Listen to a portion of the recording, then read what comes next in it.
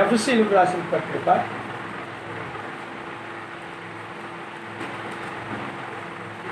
5వ అధ్యాయము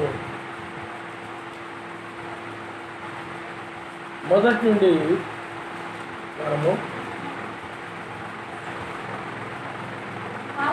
11 చదువు. కావున మీరు ప్రియులైన పిల్లల వలె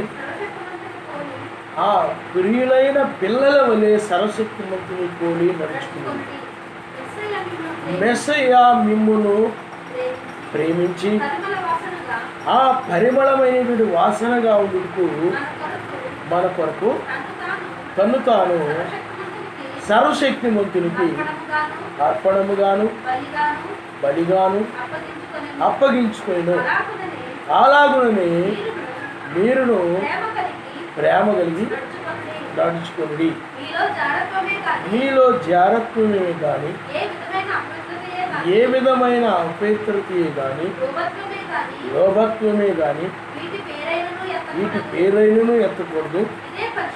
ఇదే పరిశుద్ధులకు తగినది. కృతజ్ఞతావచనమే మీరు ఉచ్చరింపవలెను.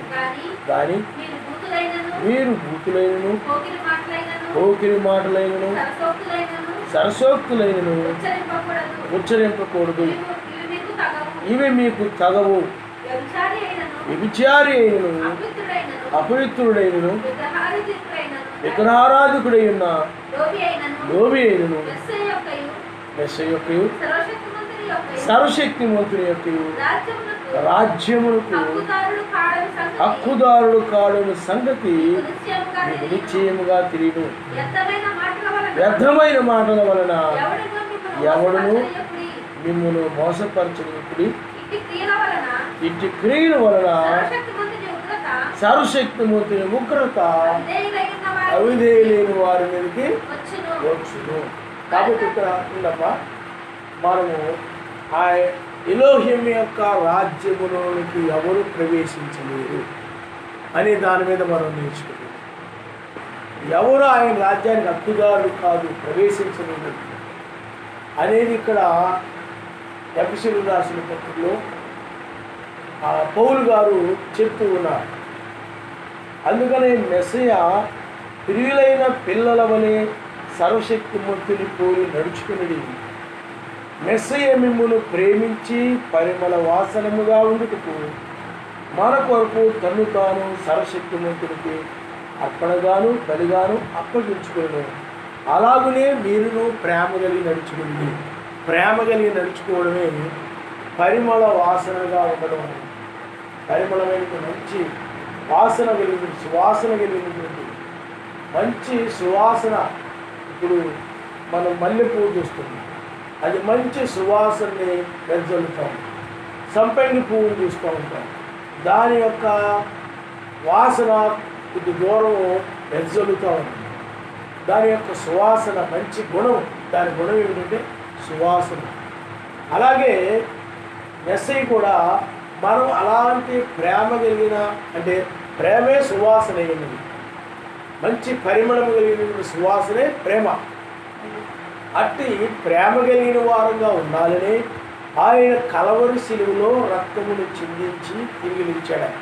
ఈ కొరకు కలవరి శిలువలో రక్తమును ఆయన ఎందుకు చిందించాడంటే, ఒక పాపిగా నువ్వు జీవించుట కొరకు ఆయన నమ్ముకొని నీవు ఏదో ఒక లోకంలో ఒక దుష్టుడుగానో దుష్టురాలుగానో లేకపోతే చెడ్డవారుగానో లేకపోతే అన్యుల వలనో జీవించాలని సర్వశక్తిమంతుడు కలవరి శిలువలో రక్తము చిందించలేదు. కానీ ఆయన ఎందుకు కలవరి శిలువలో రక్తము చిందించాడు అని అంటే, నీవు ఆయన ఎట్టి ప్రేమ కలిగి ఉన్నాడు. ఎందుకంటే ఆయన పరిమళ సువాసనను చెందాడు. అట్టి ప్రేమ కలిగిన వారుగా ఉండాలని ఆయన కలవరి శిలువలో మరణించాడు. ఆయన నామమునస్తారు. హల్లెలూయా. అందుకనే ప్రేమకు మించిన గుణము మరొకటి లేదు. అందుకని బైబిల్ ఏం చెప్తుందంటే, మీరు సమస్త కార్యములను ప్రేమతో చేయండి. మనం ఏది చేసినా కానీ ప్రేమతో చేయాలి. ప్రేమతో చేయడం అంటే మనం ఇతరులకు ఏదైనా చేసినప్పుడు, సర్వశక్తిమంతులకు ఏదైనా చేసినప్పుడు, ఆయన కార్యాల్లో పాల్గొంటున్నప్పుడు ప్రతిదీ కూడా ప్రేమతో చేయాలి. అంతేగాని లోపల ఏదో చనుగో మునుగో పెట్టుకొని, లేకపోతే అసూయో ద్వేషమో పెట్టుకొని పైకి ప్రేమగా ఉన్నా కానీ దాని కపటమైన ప్రేమ అంటారు. కపటమైన ప్రేమ అంటే లోపల కూడా ఒకటి ఉంటుంది, బయటకు ఉంటుంది. అందుకని నిజమైన ప్రేమ ఏమిటి అని అంటే, మన అంతరంగంలో ఒక వ్యక్తిని మనం ప్రేమ కలిగి ఉన్నామనుకో, ఒక వ్యక్తి పట్ల ఆ వ్యక్తి మీద మనకు ఎలాంటి దురభిప్రాయం లేకుండా, ఏమైనా అతను మనకి ఏదైనా కీడు చేసినప్పుడు ఆ కీడును మన అంతరంగములు క్షమించి, అది ఏ అభిప్రాయం లోపల లేకుండా, ఒక వ్యక్తి పట్ల ఎలాంటి దురభిప్రాయం లేకుండా ఒకరి పట్ల ఒకరు అలాంటి ప్రేమ కలిగి ఉండాలి. అంతేగాని లోపల ఒక అభిప్రాయం కలిగి ఉంది, అది ప్రేమగా ఉన్నా కానీ అదేంటంటే మట్టి పెంకు మీద బంగారు పోతో లేకపోతే వెండి పోతో చూసినట్టు అది పైకి వెండిగా కనపడుతుంది, ప్రేమగా కనపడుతుంది, కానీ లోపల పెంకే. అందువల్ల ప్రేమ అనేది, ప్రేమలో కపటం ఉండదు, ప్రేమలో అసూయ ఉండదు, ప్రేమలో ద్వేషం ఏమీ ఉండదు కనుక అందువల్ల ఆయన ఏం చెప్పాడంటే ప్రేమ కలిగి ఉండాలని చెప్పాడు. అందుకని ప్రేమ ఎక్కడ ఉంటుందో పరిశుద్ధాత్మకం. అందుకని ఆ ప్రేమలో కూడా పక్షపాతం ఉండదు. ఒకరి పట్ల ఒక రకమైన ప్రేమ కలిగింది, ఇంకొకరి పట్ల ఇంకొక రకమైన ప్రేమ కలిగి ఉంది కానీ, లేకపోతే ఒకరి పట్ల ఇంకొక రకమైన ప్రేమ కలిగి ఉంది కానీ, అందువల్ల సర్వశక్తివంతుని యొక్క ప్రేమలో పక్షపాతం ఉండదు కనుక అందువల్ల నీవు కూడా ప్రేమ కలిగి ఉన్నప్పుడు నీవు ఆ యొక్క మెస్సయ్యని, అందుకని సర్వశక్తివంతునికి పక్షపాతం ఉండదని బయటకు రాయలేదు. ఆ విధంగా ప్రేమ కలిగి ఉండాలి, అందుకే పరిమళ వాసనగా ఉండాలి. అందుకనే ఆయన కలవరి శిలువలో రక్తమును చిందించాడు. కాబట్టి ఆ రాబోయేటువంటి ఆ రాజ్యములో ఏముంటుంది అని అంటే ప్రేమే ఉంటుంది. ఆ వ్యక్తి పట్ల మెస్సీని ఎలా ప్రేమిస్తున్నావో అదే విధంగా ప్రేమించాలి. ఇప్పుడు మెస్సీ వచ్చాడు అనుకోండి, నువ్వు మెస్సీని ఎలా ప్రేమిస్తావు, ఏ విధంగా ప్రేమిస్తావు, ఆయన పట్ల ఎలా ప్రేమను కుమ్మరిస్తావు, ఆయన ఇంటికి వస్తే నువ్వు ఆయన ఎలా చూస్తావు, ఏ విధంగా మర్యాద చేస్తావు, ఆయన పట్ల నీ మనసు ఏ విధంగా ఉంది, ఆయన పట్ల నీ ఆలోచన ఎలా ఉంది, ఆయన పట్ల నీకు మంచి ఆలోచన ఉంది, మంచి అభిప్రాయం ఉండదు. ఆ మెస్సీని ఎలా ప్రేమిస్తావు, నీవు సమాజంలోని వారి పట్ల కూడా అదే విధమైనటువంటి ప్రేమను కలిగి ఉండాలి, అదే విధమైన ప్రేమని కలిగి ఉండాలి. అందుకని ఒకవేళ ఏదైనా నీకు ఎవరైనా కీడు చేసినా, హాని చేసినా, ఏమైనా చేసినా కానీ అది మనసులో ఏమాత్రం కనుక పెట్టుకోకూడదు. అవి కనుక పెట్టుకున్నట్లయితే అక్కడ ప్రేమ లేనట్టు. ప్రేమ ఎప్పుడు ఏం చేస్తుందంటే క్షమిస్తుంది. ప్రేమ ఏం చేస్తుంది చెప్పండి?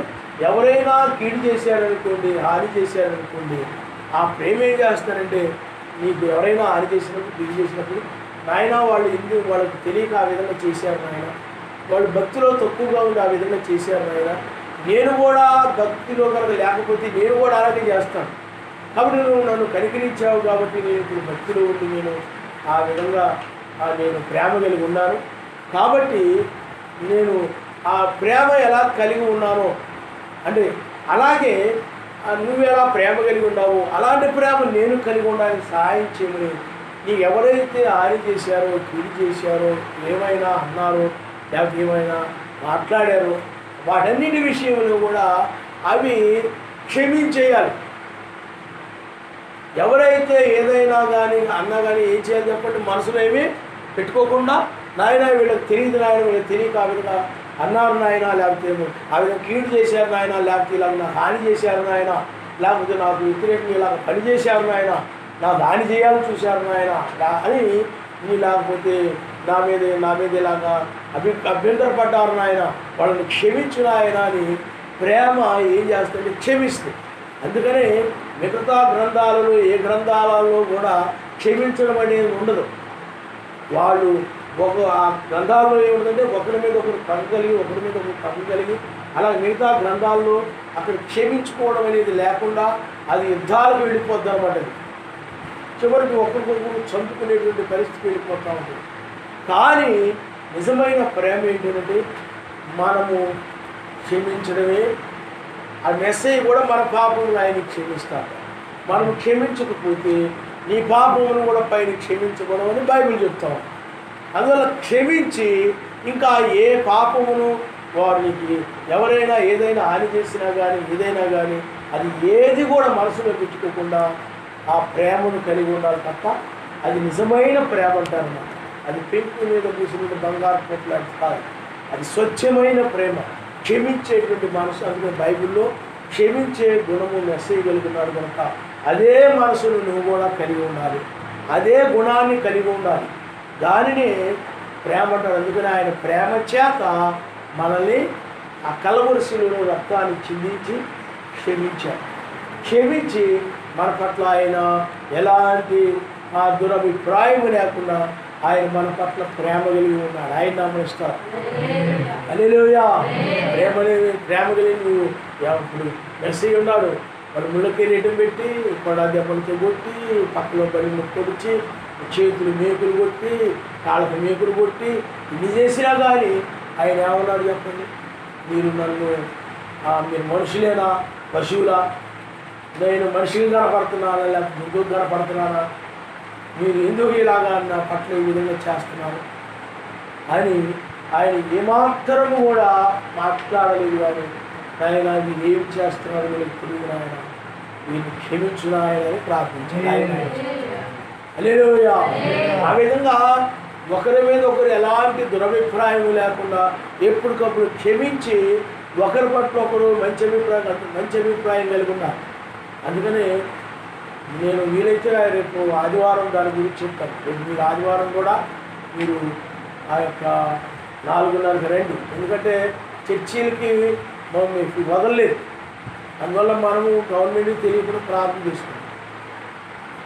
అందువల్ల ఏంటంటే మీరు ఆ విధంగా వస్తే మనం ప్రార్థన చేసుకోవచ్చు. కాబట్టి ఆయన ఎలాగైతే క్షమించే మనసు కలిగి ఉన్నారో మీరు కూడా ఒకరి పట్ల ఒకరు ఆ మనస్సును కలిగి ఉన్నారు. అందువల్ల ఆయన ప్రేమ ఆ విధంగా వ్యక్తపరిచాడు క్షమించుడు ద్వారా. క్షమించడం ద్వారా ఆయన ఏం చేశాడు చెప్పండి? తన ప్రేమని వ్యక్తపరిచాడు. నువ్వు క్షమించలేదు అని అంటే లోపల ఏమి లేదు చెప్పండి? ప్రేమ లేదు. ప్రేమ ఉంటే ఇప్పుడు మెస్సేజ్ ఉన్నాడు అనుకోండి, ఆ ప్రేమ కనుక ఆయనలో లేదనుకోండి, ఆయన కూడా ఏం చేసేవాడనండి? వాళ్ళ మీద తిరగబడి ఆ యొక్క రోమా సైనికులు 4 బాధేశాడు. అలాగే ఆ యొక్క పరిశీలిని ప్రధాన యాజకుల్ని తలా తగిలించేవాడు. ఆయన అలా ఇచ్చేది. కీడుకు ప్రతిగా ఆయన చేయి. ఆయన ఏం చేసేది చెప్పండి? మాటకు ప్రతిగా ఆయన మాట్లాడారు. వాళ్ళు ఎన్నో మాట్లాడారు, అపహాస్యం చేశారు, ఉమ్మి వేశారు, గుద్దుతూ ఉన్నారు. ఆ విధంగా వాడు మాట్లాడినట్టే వాడు చేసినట్లే ఈయన కూడా చేసాడు అనుకోండి, అప్పుడు ఆయనకి వాళ్ళకి తేడా ఏముండదు. వాళ్ళు ఒకటే, ఈయన ఒకటే. అందువల్ల ఈయన గుణాలకి ఆయన గుణాలకి అనగా వాళ్ళ యొక్క పరిశీలన సర్దుకుని వాళ్ళ యొక్క గుణాలకి మధ్య తేడా. ఈయన క్షమించే గుణం కలిగి ఉన్నాడు, వాళ్ళు ఏం చేశారంటే క్షమించే గుణం లేదు. అందుకని వాళ్ళు ఏం చేశారు? ఆయన నేరస్తుడు అని చెప్పి తీర్పు తీర్చి ఆయన చంపేసే వరకు కూడా ఆయన్ని ఆ ముళ్ళకి కిరీటం పెట్టి పక్కలో బళ్ళతో పొడి చేసి ఆ విధంగా చంపేసే వరకు కూడా వాళ్ళకి మనశ్శాంతి లేని స్థితిలో ఉన్నారు. అప్పుడు వాళ్ళు మనశ్శాంతి పొందారు. అది చాలామంది అంటారు, అక్కడ చస్తేనే కానీ నాకు మనశ్శాంతి ఉండదు చాలా. కాబట్టి అక్కడ ఏమి లేదు చెప్పండి? ప్రేమ లేదు. అన్యులకి మనకి తేడా ఉంటుంది. అందుకని మనం ఎప్పుడు కూడా అలాంటి దుస్తుల్ని కూడా మనం ఏం చేస్తుంటే మనము క్షమిస్తూ ఉంటాం, ఆయన నమరుస్తాం. హల్లెలూయా. క్షమించడం అంటే ఇంకా ఆ పాపాన్ని మర్చిపోవడం అనే సముద్రంలో పడవేయడం. దానికి మర్చిపోవాలి. ఆ పాప నీకు ఎవరైనా హాని చేస్తే ఏదైనా చేసినట్లయితే అది నువ్వు జ్ఞాపకం చేసుకోకూడదు. నువ్వు అప్పుడు ఎలాగ చేసావు, ఇప్పుడు అలాగే చేసావు, అప్పుడు అలాగ చెందావు, ఇప్పుడు ఎలాగ చెందావు, నువ్వు ఎలాంటి నాకు తెలుసు, నువ్వు ఏ విధంగా నాకు తెలుసు అని పాతయన్నీ నీకు హాని చేసి నేను జ్ఞాపకం చేసుకుంటే మానిపోయిన పొడిని మరలా గోగుతూ ఉంటే నువ్వు ఇంతకుముందు పాపాలు క్షమించలేదు. అందువల్ల నీవు కూడా దోషివే, నీవు కూడా పరలోకం రావు. ఎందుకంటే పైకి చేతకు ఎందుకు నువ్వు అవి క్షమించకుండా లోపల పేరుకుపోయి అట్టలు ఏమైపోయి చెప్పండి? లోపల వాటి యొక్క దురాలోచనలు ఇతరుల మీద నీకు ఏమైపోయి పెరిగిపోయి, అది పెరిగిపోయి ఒకసారి ఏమైపోతుంది చెప్పండి? అవి క్షమించబడకుండా లోపల లోపల అణిచివేయబడి ఉండి అవి ఒక్కసారి బయటకు వచ్చేస్తుంది అన్నమాట. అవి ఎప్పుడు కూడా మరిచిపోయి మళ్ళీ బాధి తోడుకొని జ్ఞాపకం తీసుకుని అలాంటివి జరుగుతూ ఉంటుంది. అది ప్రేమ. కాబట్టి ప్రేమ అనేది ఎప్పుడు ఏం చేస్తుందంటే క్షమిస్తుంది. అదొక గొప్ప క్షమించడం అనేది గొప్ప పరిమళ సువాసన. హల్లెలూయా హల్లెలూయా. ఆయన మనల్ని క్షమించడం అనేది ఏమైనా చెప్పండి, గొప్ప పరిమళ సువాసన. మన పాపములు క్షమించ, ఎందుకంటే పుట్టుకతోనే మన తల్లిదండ్రులను బట్టి ప్రతి ఒక్కరూ కూడా పాపులమే. అందుకే నీతిమంతుడు లేడు, పరిశుద్ధుడు లేదు, ఒక్కడూ లేడు. ఆయన రాబోయే ముందు భూమి రాసిన తల్లిదండ్రులు రాయబడి సమస్తమాడు వాలి పాపులుగానే ఉన్నారు. ఆయన వచ్చాక ఆయన యొక్క రక్తమును బట్టి మనము పరిశుద్ధపరచబడ్డాం. మనం ఇప్పుడు ఆయన వంటి ప్రేమను మనము కలిగి ఉన్నాం. కాబట్టి మెస్సీని ఎలా ప్రేమిస్తావు నీవు, అలాగే ఎదుటి వారి పట్ల కూడా నీ ఎదురుగా ఉన్న సహోదరుల విషయంలో కూడా అంత ప్రేమే ఉన్నారు. కాదు ఎందుకంటే వారు మెస్సయ్య వంటి మనసు కలిగిన పరిశుద్ధాత్మ వాళ్ళల్లో ఉంటుంది కాబట్టి అదే ప్రేమను వాళ్ళు కలిగి ఉంటారు. కాబట్టి ఆ విధమైనటువంటి ప్రేమను కలిగి ఉండాలి తప్ప ఆ ప్రేమ అనేది కనుక లేకపోతే ఆయన రాజ్యానికి ప్రవేశించలేరు. అందుకని ఇక్కడ ఏం చెప్తున్నాడంటే మీలో జాగ్రత్తమే కానీ ఏ విధమైన అపవిత్రతయే కానీ, చూడండి జాగ్రత్తము, మరి ఆత్మ సంబంధమైన జాగ్రత్తం ఉంటుంది, అలాగే ఈ లోక సంబంధమైన జాగ్రత్తం ఉంటుంది. ఆత్మ సంబంధమైన జాగ్రత్తం అంటే ఏమిటి? బైబిల్లో ఒకటి కలిపినా ఒకటి తీసివేసిన, బైబిల్లో ఒక మాటకి తప్పుడు అర్థాన్ని చెప్పిన, ఈనాడు సర్వశక్తి మంత్రులకి ముగ్గురిని తప్పుడు అర్థం చెప్తున్నా.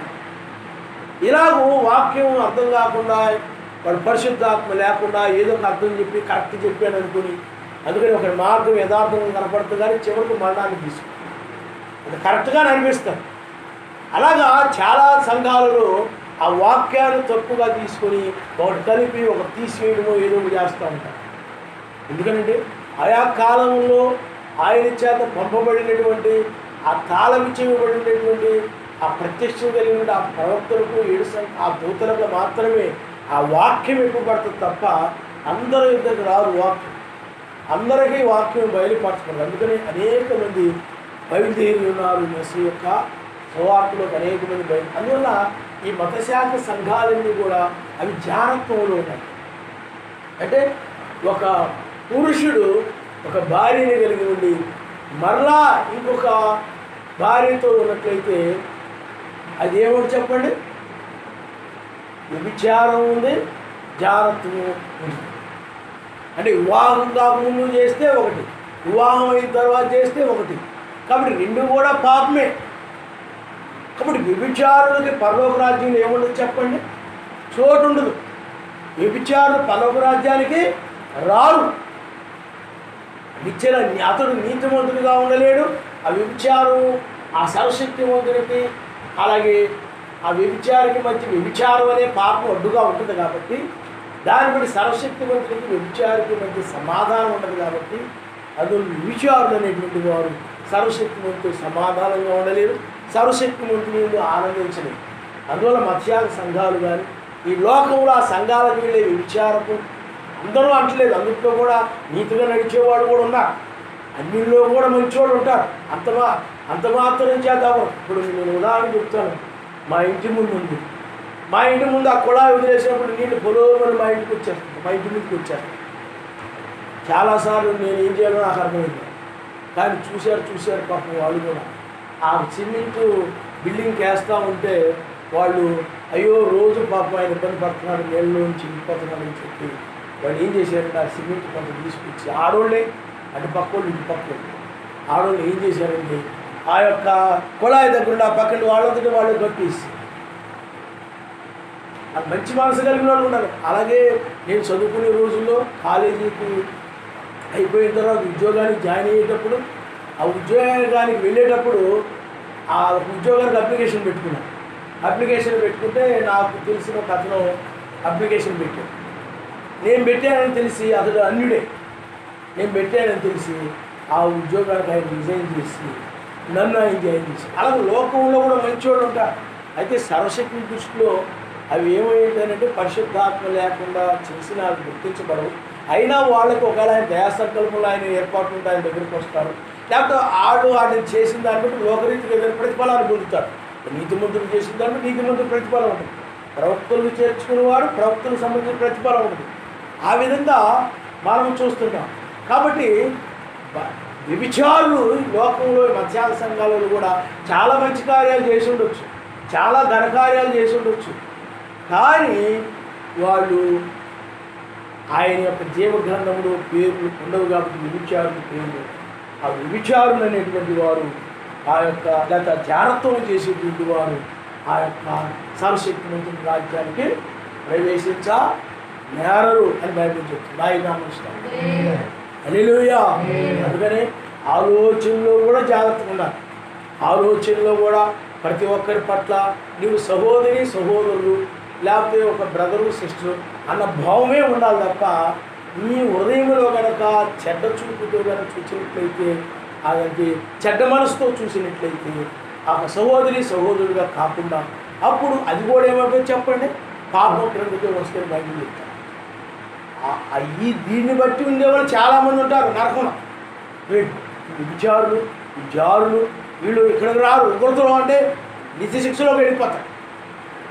అందువల్ల సర్వశక్తివంతుని ప్రేమ మనలో ఉన్నప్పుడు ఆ ప్రేమ ఏం చేస్తానంటే ఇలాగూ వ్యభిచారం చేయనివ్వదు. అంటే ఆజ్ఞాతిక్రమమే పాపం కాబట్టి వాక్యము నెరవేర్చడమే ప్రేమ. ఆ ప్రేమ మనలో ఉన్నప్పుడు ఆ పాపాన్ని చేయనివ్వు. కాబట్టి ఆ జాగ్రత్తం చేస్తున్నాను, వ్యభిచారం చేస్తున్న సంఘాలు ఏమైనా కానీ ప్రేమ లేదు కాబట్టి వ్యభిచరించకూడదనే వాక్యాన్ని మిగిలిపోతుంది. ఆ ప్రేమ వారిలో ఉందనుకోండి, వారు విచారం చేయరు, కొందరు విచారంలో నడిపించరు, సర్వశక్తివంతుని దగ్గర నడిపిస్తారు. అందుకనే ఆ యొక్క జాగ్రత్తం కలిగిన వారి వ్యభిచారునికి పరలోక రాజ్యము లేదు. అందుకనే ఆ పాపములు ఆయన సన్నిధిలో ఒప్పుకొని పశ్చాత్తాపడి వాటిని విడిచిపెట్టి మెస్సీలో నామములు బాప్తిజం పొంది పరిశుద్ధాత్మను పొందినప్పుడు మాత్రమే వారు మరలా పరిశుద్ధపరచబడతారు. ఇంకా ఏదో నామకార్థంగా చర్చికున్నా ప్రార్థన చేసుకున్నా దాన్ని ఆయన క్షమించాడు అనుకున్నా అది బ్రహ్మపరిచే ఆత్మే తప్ప పరిశుద్ధాత్మ అనే కాదు. అందువలన జాగ్రత్తము కలిగిన వారు విచారులు ఆయన రాజ్యానికి హక్కుదారులు కారు ఆయన మనిస్తారు. హల్లెలూయా హల్లెలూయా. ఏ విధమైన అపవిత్రత కానీ అపవిత్రత అంటే అపవిత్రమైనది పరిశుద్ధమైనది ఏమిటి చెప్పండి, ఆయన వాక్యం. అపవిత్రమైనది అంటే సాతాను సంబంధమైనది ఏదైనా కూడా అపవిత్రమైంది. మనము పశ్చాత్త సంఘాల్లో బోధన అపవిత్రమైన ఆరాధనలు మనుషులు కల్పించిన పద్ధతులు దైవోపదేశంలోని బోధించుతూ నన్ను వ్యర్థముగా ఆరాధిస్తూ ఉన్నారని. కాబట్టి ఇప్పుడు సినిమాల్లో చూస్తున్నాం, టీవీల్లో చూస్తుంటాం, సెల్ ఫోన్లు ఉంటాయి. ఇవన్నీ కూడా మనం చూసినప్పుడు అక్కడ అపవిత్రమైనవి కనపడతాయి. అపవిత్రమైన బొమ్మలు, అపవిత్రమైన మాటలు అవన్నీ కూడా సాతాను సంబంధమైనవి, వాక్య వ్యతిరేకమైనవి, వాక్య విరోధమైనటువంటివి. అందువలన ఈ టీవీలు అనేవి కానీ లేకపోతే ఈ యొక్క సెల్ ఫోన్లో లోకంలో అది ఏదైనా సర్వశక్తివంతుగా ఉపయోగించుకుంటే పర్వాలేదు. అలా కాకుండా ఈ అపవిత్రమైన పాటలు వినడానికి, అపవిత్రమైన మాటలు వినడానికి, పశ్చాత్త సంఘాలలో బోధలు వినడానికి, లేకపోతే ఈ అపవిత్రమైన డ్యాన్సులు, అపవిత్రమైన సినిమాలు, తన్నుకోటాలు, గుద్దుకోటాలు ఇవన్నీ వాక్య వ్యతిరేకమైన. అది ఒక దయ్యం. బ్రహ్మాం గారికి సర్వశక్తివంతుడు ఏం చెప్పాడని టీవీ కొన్నాడు ఉంటే నీవు దాన్ని తీసేస్తేనే తప్ప లేకపోతే నీతో మాట్లాడినప్పుడు అప్పుడు బ్రహ్మాం గారు ఏం చేసిన దాన్ని తీసుకొచ్చి అది పాతాళంలో నుండి వచ్చిందని చెప్పాడు. అది దయ్యముల యొక్క దగ్గర, దయ్యము సాతాను దగ్గర నుండి వచ్చింది. కాబట్టి అపవిత్రమైన ప్రోగ్రాములు, అపవిత్రమైనవన్నీ కూడా వచ్చేస్తూ ఉంటాయి. అపవిత్రమైన కార్యాలు, అపవిత్రమైన ఇవన్నీ కూడా ఈ యొక్క నెట్ల ద్వారా అంటే ఈ యొక్క టీవీల ద్వారా, సెల్ ఫోన్ల ద్వారా, బయట రకరకాల డ్యాన్సులు, ప్రోగ్రాలు ఇవన్నీ చూస్తున్నాం. డ్యాన్సులు, డ్రామాలు, ఆ పండగలకి, పబ్బాలకి ఆ మ్యూజిక్లు ఈ మ్యూజిక్లు పెట్టి వేస్తూ ఉంటారు. అప్పుడు వెళ్ళిపోయి అక్కడికి వెళ్ళి చక్కగా వాటితో అలాంటి మనసు కలిగిన వారు అపవిత్రమైనవి చూడాలని, అపవిత్రమైన వాటిని వినాలని, వాటి పట్ల వ్యామోహము ఆసక్తి కలిగిన వారు ఆయన యొక్క రాజ్యానికి రారు. అలాంటివి పరలోక రాజ్యంలో ఉండవు. అలాంటి జాగ్రత్తలు ఏళ్ళ పాలనలో ఉండవు. అందుకని అలాంటి మనసు కలిగిన వారు, అలాంటి ఆశలు కలిగిన వారు, అలాంటి ఆలోచన కలిగిన వారు, అపవిత్రమైన వాటి మీద వ్యామోహం కలిగిన వారు, అందుకనే ఈ టీవీల్లో అపవిత్రమైన సినిమాలు, అపవిత్ర డ్యాన్సులు ఇవన్నీ చూసే వాళ్ళందరూ కూడా ఎక్కడికి వెళ్ళిపోతారనండి? నిత్య శిక్షలోకి వెళ్ళి వాటిని ఆనందించేవారు, వాటిని బట్టి సంతోషపడేవారు. అందుకనే ఎక్కడ చూసినా కానీ అపవిత్రమైనది. అందుకే బైబిల్లో గ్రంథంలో మహావేశ్య దాని యొక్క పిల్లలు, అంటే రోమన్ క్యాథలిక్ సంఘము దాని యొక్క పిల్లలు, మహావేశ్య దాని యొక్క పిల్లలు. కాబట్టి అది అపవిత్రమైనది ఉంది బైబిల్లో. అపవిత్రమైన క్రియల చేత, వాక్య వ్యతిరేకమైన క్రియల చేత, విగ్రహారాధన, రకరకాల వీటన్నిటి చేత, అపవిత్రమైన బోధల చేత అది ఏమైపోయి చెప్పండి? సాతాను సంబంధించిన బోధల ద్వారా క్రిస్టమస్, లెంట్ దినాలు, అలాగే బుధవారం అని, మట్టల ఆదివారం అని, ఈ రకరకాలైన మరియమ్మ ఆరాధనని, యోసేపు ఆరాధనని, కొవ్వొత్తులని, కొబ్బరికాయలు కొట్టడము, లేకపోతే ఇవన్నీ రకరకాలవన్నీ కూడా జపమాలలు ఏవేవో ఉన్నాయి. అవన్నీ కూడా అపవిత్రమైనవి. అవే అన్ని సంఘాలు ఖండించేసాయి. ఆ రోమన్ క్యాథలిక్ సంఘమే. కాబట్టి అపవిత్రులు వాడు పవిత్రులు కాలేదు, నామాన్ని ధరించుకోలేదు, పాపమును క్షమించబడలేదు, పరిశుద్ధాత్మను పొందుకోలేదు. అందుకనే నామములో బాప్తిజం పొందని ప్రతి ఒక్కరు కూడా ఏమై ఉన్నారు చెప్పండి? అపవిత్రులై ఉన్నారు. తండ్రి, కుమార, పరిశుద్ధాత్మలో బాప్తిజం పొందిన ప్రతి ఒక్కరు కూడా ఏమై ఉన్నారు? అపవిత్రులై ఉన్నారు. అందుకని ఇలాంటి అపవిత్రులు 1000 ఏళ్ల పాలనలో ఉండరు. ఆయన రాజ్యానికి హక్కుదారులు కాదు. ప్రేమ కలిగిన వారు ఆయన రాజ్యానికి ప్రవేశించిన హక్కు ఉంది తప్ప. అందుకని మన పౌరస్థితి పరలోకమందు ఉన్నది అని బైబిల్. కాబట్టి ఆ ప్రేమ స్వరూపము కలిగిన వారి గుణము, వారి ఆలోచన, వారి మాట, ప్రతిది కూడా ప్రేమే ఉండదు తప్ప. అందుకనే ఇతరులకు క్షేమాభివృద్ధికరమైన అనుకూలం వచ్చినవి పలుకుడు కానీ మీ నోట ఏ దుర్భాష కూడా రానియకూడదు బైబిల్. ఇతరులతో మాట్లాడేటప్పుడు అది క్షేమాభివృద్ధి కలుగు చేస్తుంది వాళ్ళకి, అది వాళ్ళకి మేలు కలుగు చేస్తాయి. ఈ మాట ఇతరులకి అది మేలు కలుగు చేసే విధంగా ఉండాలి, అది ఆశీర్వాదకరంగా ఉండాలి, అది వాక్యం మీద ఆధారపడి ఉండాలి. ఆ మాట ఇతరులకి క్షేమాభివృద్ధి కలుగు చేసే విధంగానే ఉండాలి తప్ప ఆ మాట భక్తికి దూరం చేసే విధంగానో, ప్రార్థనకు దూరం చేసే విధంగానో, లేకపోతే మత్స్యాల సంఘాలు నడిపించేది గానో, అన్ని సంఘాలు ఒకటేలే అని, లేకపోతే లోకంలోనికి నడిపించే విధంగానో, అపవిత్రమైన వాటి దగ్గర నడిపించే మాటలు, జాగ్రత్త దగ్గర నడిపించే మాటలు, ఇలాంటి మాటలు అవి క్షేమాభివృద్ధికరమైన మాటలు కాకుండా అవి నాశనకరమైన మాటలు కనుక అట్టి మాటలు మాట్లాడేవారు అటివారు ఆ మాటల యొక్క దోషములను బట్టి వారు కూడా ఆ యొక్క మృతులోనికి వెళ్ళిపోతారు, పరలోక రాజ్యానికి రారు. అందుకని నీ మాట క్షేమాభివృద్ధి కలగాలి. మంచి మనసుతో చెప్పినప్పుడు అది కొన్నిసార్లు పొరపాటు అయినప్పుడు సర్వశక్తిమంతుడు అలాంటి వాటిని క్షమిస్తారు. నువ్వు మంచి మనసుతో చెప్పినప్పుడు వాళ్ళు నరకానికి వెళ్ళకూడదును, పాతాళానికి వెళ్ళకూడదును, లేకపోతే వాళ్ళు వాక్యం మీరిపోతున్నారేమో అని భయం కలిగి నువ్వు ఒకవేళ చెప్పినప్పుడు అది క్షేమాభివృద్ధి గురించి చెప్పావు కాబట్టి అది సర్వశక్తిమంతుడు ఏం చేస్తావు చెప్పండి? దాంట్లో ఏదైనా పొరపాటు ఉన్నా కానీ నువ్వు మా ఉద్దేశం మంచిదైనప్పుడు సర్వశక్తిమంతుడు క్షమిస్తాడు. ఆయన హల్లెలూయా. కాబట్టి క్షేమాభివృద్ధికరమైన అనుకూలం వచ్చినవి పలకాలి తప్ప అపవిత్రమైనది ఏది కూడా మీ నోట రానీకూడి. అంటే ఈనాడు మనం చూసినట్టు పొడవలో చోట చేరారనుకోండి వాళ్ళు, అది దాని గురించి తర్వాత మనం చూద్దాం. వీటి తర్వాత లోభత్వమే కానీ అంటే పిసినారుతనం అన్నట్టు. పిసిని గుట్టు అంటే ఏమిటి చెప్పండి? లోమి. వాడు దేన్నైనా ఖర్చు పెట్టడానికైనా, దేన్నైనా బయటికి తీయడానికైనా, ఒక పావలా కానీ, ఒక రూపాయి కానీ, లేకపోతే ఏదైనా కానీ బయటికి తీయడానికి, ఎక్కడికి ఏదైనా ధర్మం చేయడానికి కానీ వాడు లోభత్వాన్ని చూసి లెక్కలు చూస్తుంటాడు. దాన్ని అర్థమైందా? మరి దాన్ని కూడా ఏం చేస్తాడు చెప్పండి? లెక్కలు చూసి లెక్కలు చూసి లెక్కలు చూసి లెక్కలు చూసి చేస్తూ ఉంటాడు. అలాగా లోపత్తు పిసినారి తనం కలిగిన వాడు సర్వశక్తిమంతుని కార్యాల్లో పాలుపొందుడు, ఇతరుల యొక్క అవసరాల్లో పాలుపొందుడు, ఉన్నా కానీ ఏమీ పాలు పొందకుండా లోబిగా ఉంటుంటాడు. అతడు ఎవరైనా ఇస్తే తీసుకుందాం అన్నట్టుకుంటాడు. అందుకే బైబిల్ ఏం చెప్తుందంటే పుచ్చుకొనుడు కంటే ఇచ్చుడు దండితను నాయనామస్కారం. హల్లెలూయా హల్లెలూయా.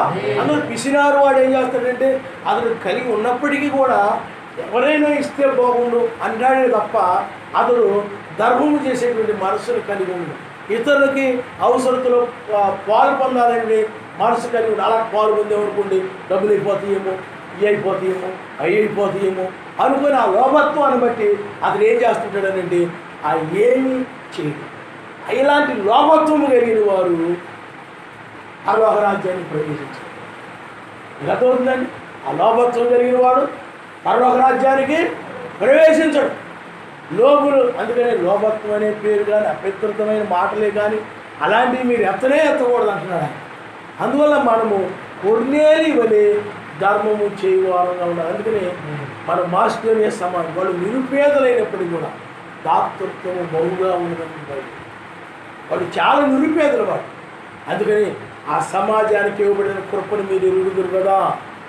ఆ కృప అంటే ఏమిటి? అన్నీ ఉన్న దానిలో చేయడం కాదు. ఆడలాగా ఉంటే నేను చేసేద్దును, వీళ్ళలాగా ఉంటే నేను చేసేద్దును, ఆడలాగా ఉంటే నేను చేసేద్దును అనుకోలేదు వాడు. వాడు నిరుపేదలు, వాడు పేదల్లో ఇంకా పేదలు అయినప్పుడు వాళ్ళు లేమిలోనే చేసేవాడు, లేమిలోనే చేశారు వాడు. అందువల్ల లోభత్వము కలిగిన వారు సర్వశక్తిమంతుని కార్యాల కోసం ఇతరుల కోసం వెనకడుగు వేసింది ఉండి కూడా వెనకడుగు వేసింది వాడు. వాడు ఏమైనా చెప్పండి, లోభత్వం కలిగిన వాడు. తను మాసిపోయిన సమాజం నిరుపేదలైనప్పుడు కూడా వాళ్ళు ఇతరుల పట్ల దాతృత్వం ధర్మం చేసేటువంటి ఆ ఉదార స్వభావం వాళ్ళు కలిగి ఉన్నారు. కాబట్టి ఆ యొక్క ప్రేమ లేనటువంటి వారు ఈ యొక్క లోభత్వాన్ని కలిగి ఉంటారు. వారిలో ప్రేమ ఉంటే వెనక వేయరు. అయ్యో ఆ ప్రేమ ఏం చేస్తే చెప్పండి, మనల్ని ఆ విధంగా ఆ పిసిరి కొడుతనాన్ని చూపించదు, ఇతని పట్ల లోభత్వాన్ని చూపించదు. ప్రేమ కలిగిన వాడు ఏం చేయాలి? లోబిగా ఉండడు. లోభత్వం ఉందంటే వాళ్ళు ప్రేమ లేదు. అపిత్రమైన వాటి మీద మనసు కలిగి వాళ్ళు ప్రేమ లేదు. అపిత్రమైన మాటకు ప్రేమ లేదు. ఈ యొక్క చెడ్డ లక్షణాలు అనేది ఏమైనా చెప్పండి, ప్రేమ అనేటువంటిది లేదు. అందుకనే అబద్ధమైనటువంటి టీవీలు కానీ ఏమైనా కానీ పాపాన్ని నేర్పించుకుంటుంది. అందుకనే దయ్యము, అందుకనే చూడడానికి కళ్ళకి బాగా ఉంటాయి, వినడానికి వినసొంపుగా ఉంటాయి, కళ్ళకి అందంగా కనపడుతుంటాయి. వాళ్ళ బొమ్మలు, ఆ డ్యాన్సులు వినడానికి ఆ పాటలు మనోహరంగా ఉంటుంటాయి. కానీ ఆ దయ్యం దగ్గరికి, ఆ దయ్యం డ్యాన్సుల దగ్గరికి బయట వేస్తూ ఉంటే, ఆ సంబరాల దగ్గర లేకపోతే ఏమైనా పండగలకి పబ్బాలకి వేస్తూ ఉంటే అక్కడ పరిగెడతా ఉంటారు మైకి మోగిందని. దయ్యం అక్కడ నడిపిస్తుంది, దయ్యం తీసుకుపోతుంది. అర్థమైందా? అపవిత్రమైన దాని దగ్గరికి ఏం చెప్పండి. అందుకనే బెల్లం ఉందనుకోండి, బెల్లం దగ్గరికి లేకపోతే క్షేమలు వచ్చేస్తాయి, తీపి దగ్గర. అలాగే వాక్యము దగ్గరికి నీతిమంతులు వచ్చేస్తాయి. అలాగే ఏ గేదె పేడ ఏదో ఉందో, పెంట ఏదో ఉందనుకోండి, ఆ అపవిత్రమైన పేడ పురుగులు అవి అని అక్కడ చేరతాయి. అలాగే వీళ్ళు ఆ డ్యాన్సుల దగ్గరికి, అపవిత్రమైన మాటల దగ్గరికి, పాటల దగ్గరికి, సినిమాల దగ్గరికి, డ్యాన్సుల దగ్గరికి వెళ్ళేవాళ్ళు కూడా పేడ పురుగులు లాంటి వాళ్ళు. ఈ పేడ పురుగులు అవి ఆ యొక్క అపవిత్రత ఎక్కడుందో, మురికి ఎక్కడ ఉంటుందో అక్కడికి వెళ్ళిపోతానికి దుర్వాసనది, అది చెడ్డవాసన. అందుకని చెడ్డ లక్షణాలను కూడా చెడు వాసన ఉన్నాయి అన్నమాట. అందువల్ల ఆ యొక్క పవిత్రత కలిగి ఉండాలి, పవిత్రమైన జీవితం జీవించాలి. మనము మన కోసం ఎందుకు ఆయన రక్తం చిందించాడో, నువ్వు పవిత్రంగా జీవించాలి, రక్తం చిందాడు.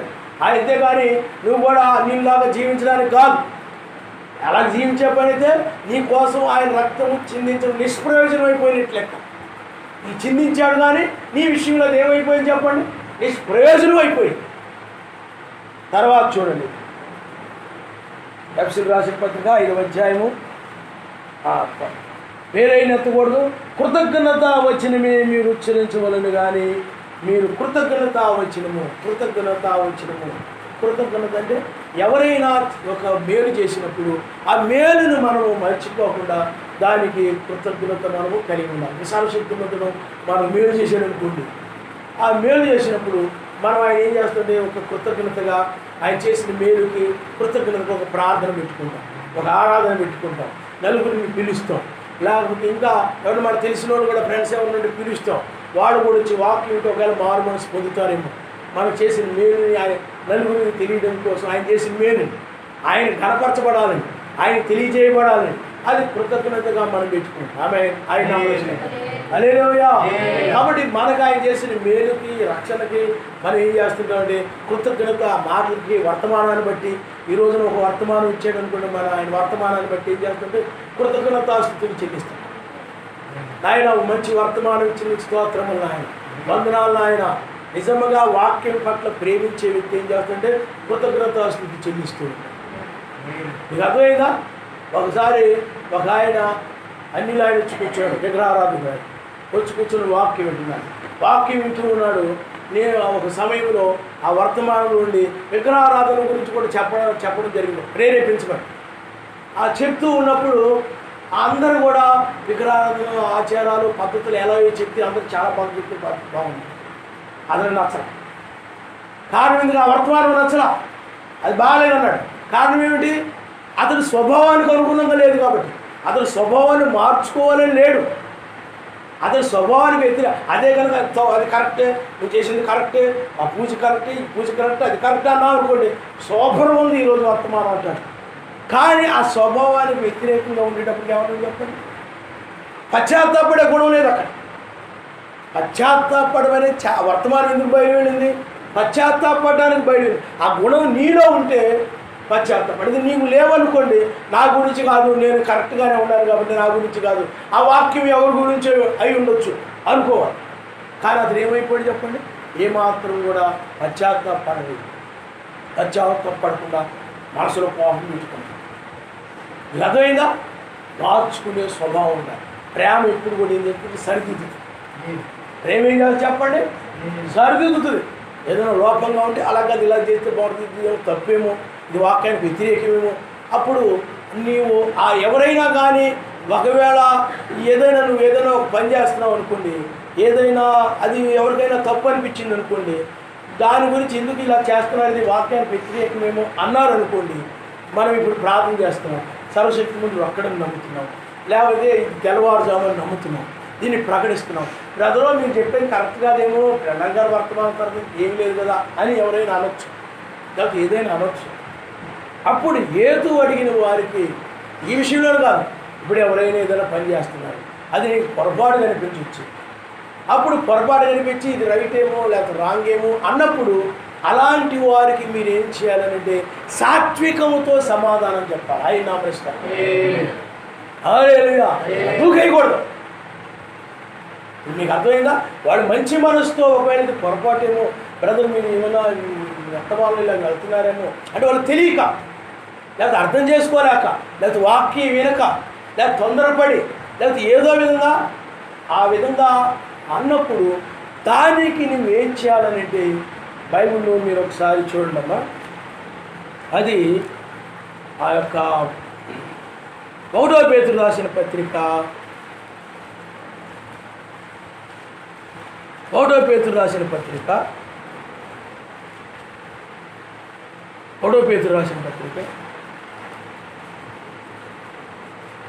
3వ అధ్యాయము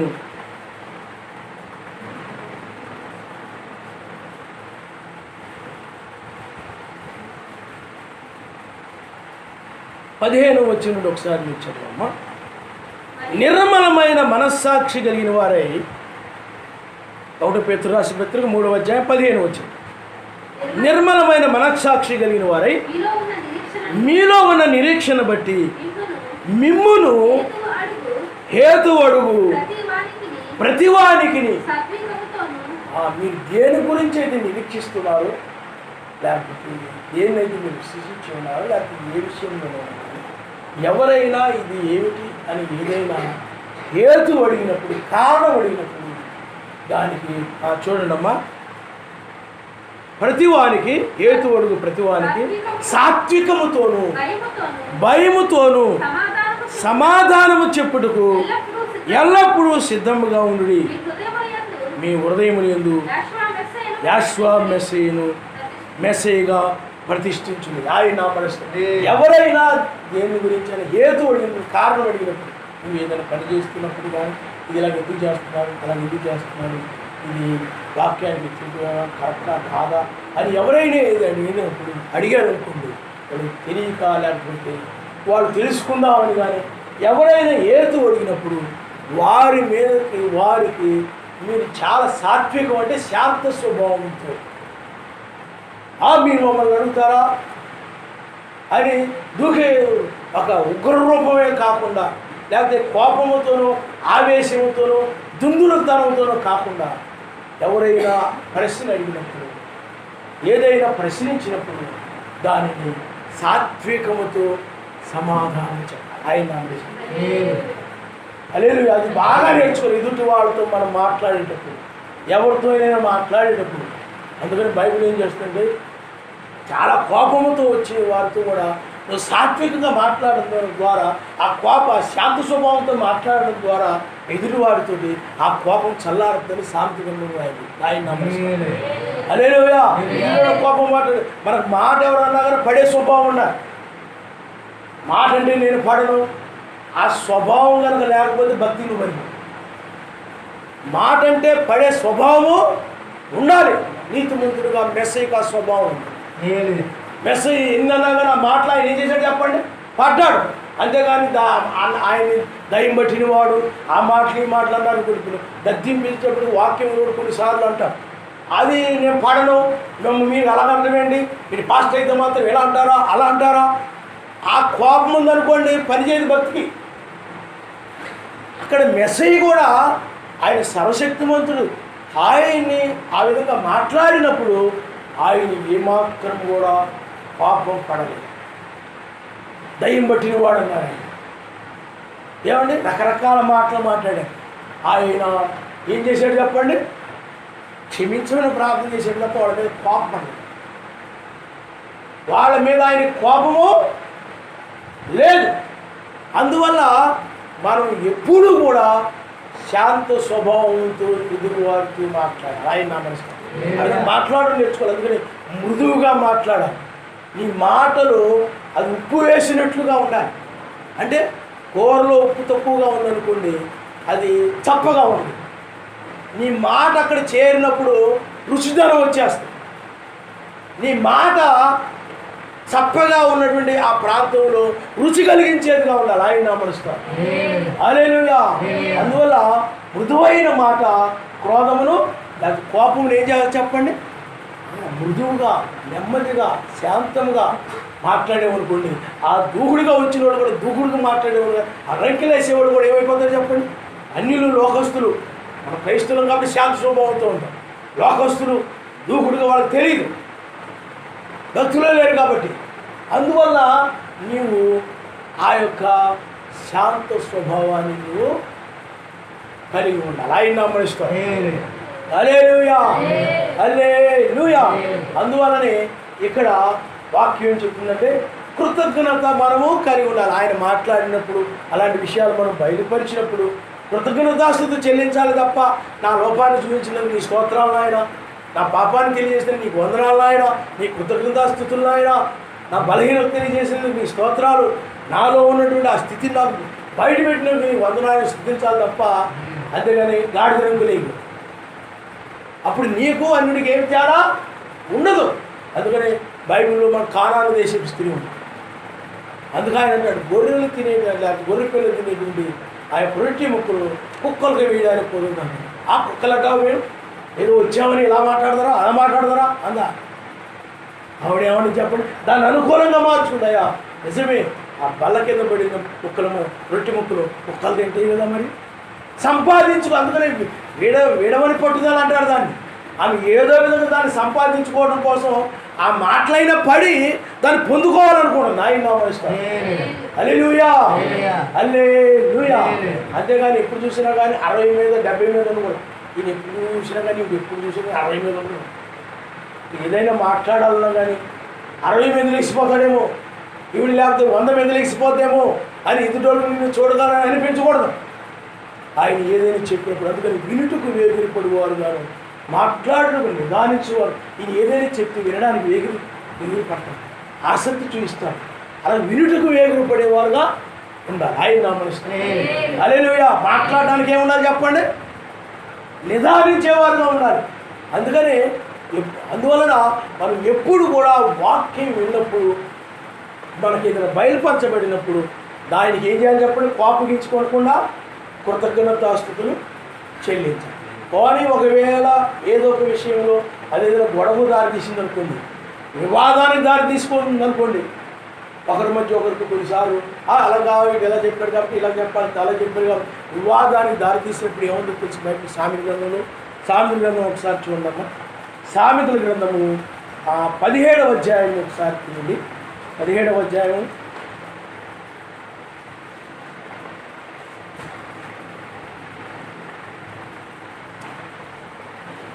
సామెతల గ్రంథము